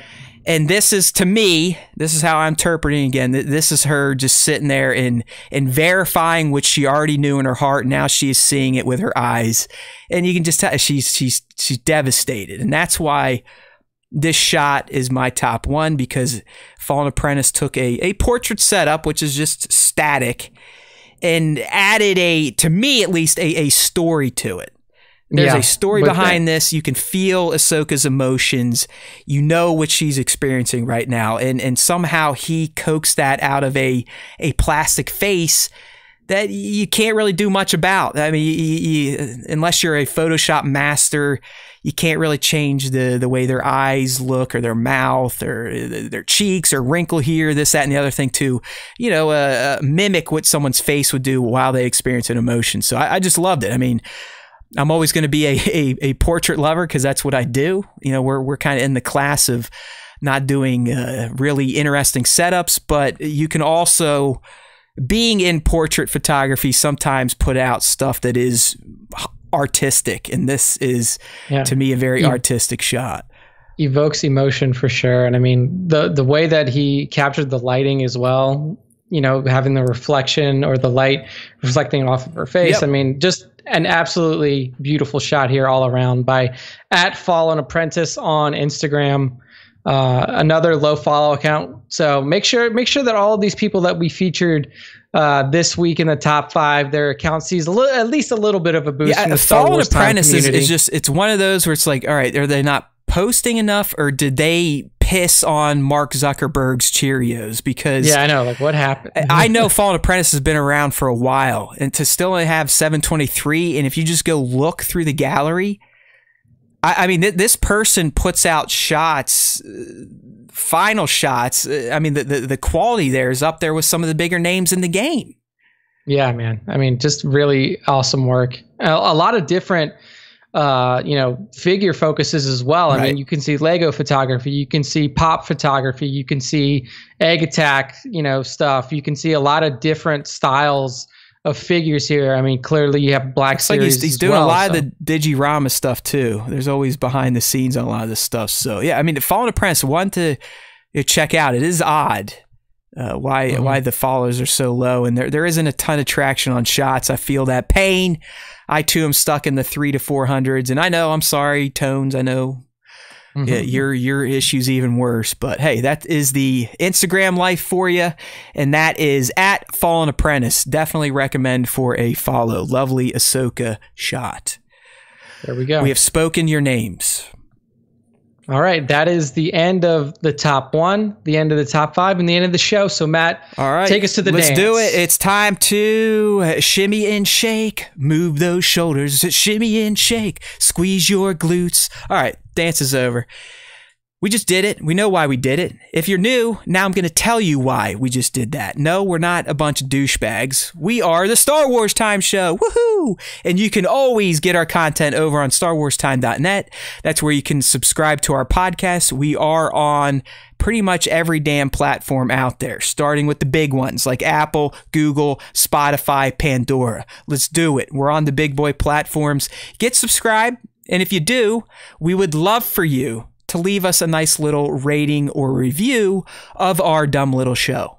It helps. We're still stuck at 28 on iTunes. If I don't see that in the 30s by next week, which I won't, so I'm not going to pledge anything crazy, I will rip out one of my nose hairs live on camera. All right? So let's go. It's not hard. Those of you listening, I'm sure the super fans, the fando a-holes, they've probably done it. Actually, they probably haven't because they're probably lazy asses like Nick and myself. So keep it up. Ratings, reviews. If you prefer it on YouTube, we typically do this little shit show on Tuesdays on our YouTube channel, live stream style. It'll also be there in the archives if you need to check it out. And of course, you can always check out episodes on StarWarsTime.net, your home for all things Star Wars Time Show nonsense. All right, my friends, keep it up. Spread it around. We need more hardcore fans. Keep using the hashtag. If you want to get in the top 5, you got to use hashtag Star Wars Time Show. Check out the account on Instagram at Star Wars Time Show for the question of the week. Nick usually drops it Sunday or Monday. Get in, get a mention. You can become not famous. Woohoo! That's how we roll over here. And as we always say, why do you want to do this stuff? Well, there's always time for the Star Wars Time Show. Get it? It's right in the name. And besides, if you listen to the Star Wars Time Show, the Force will be with you. Always.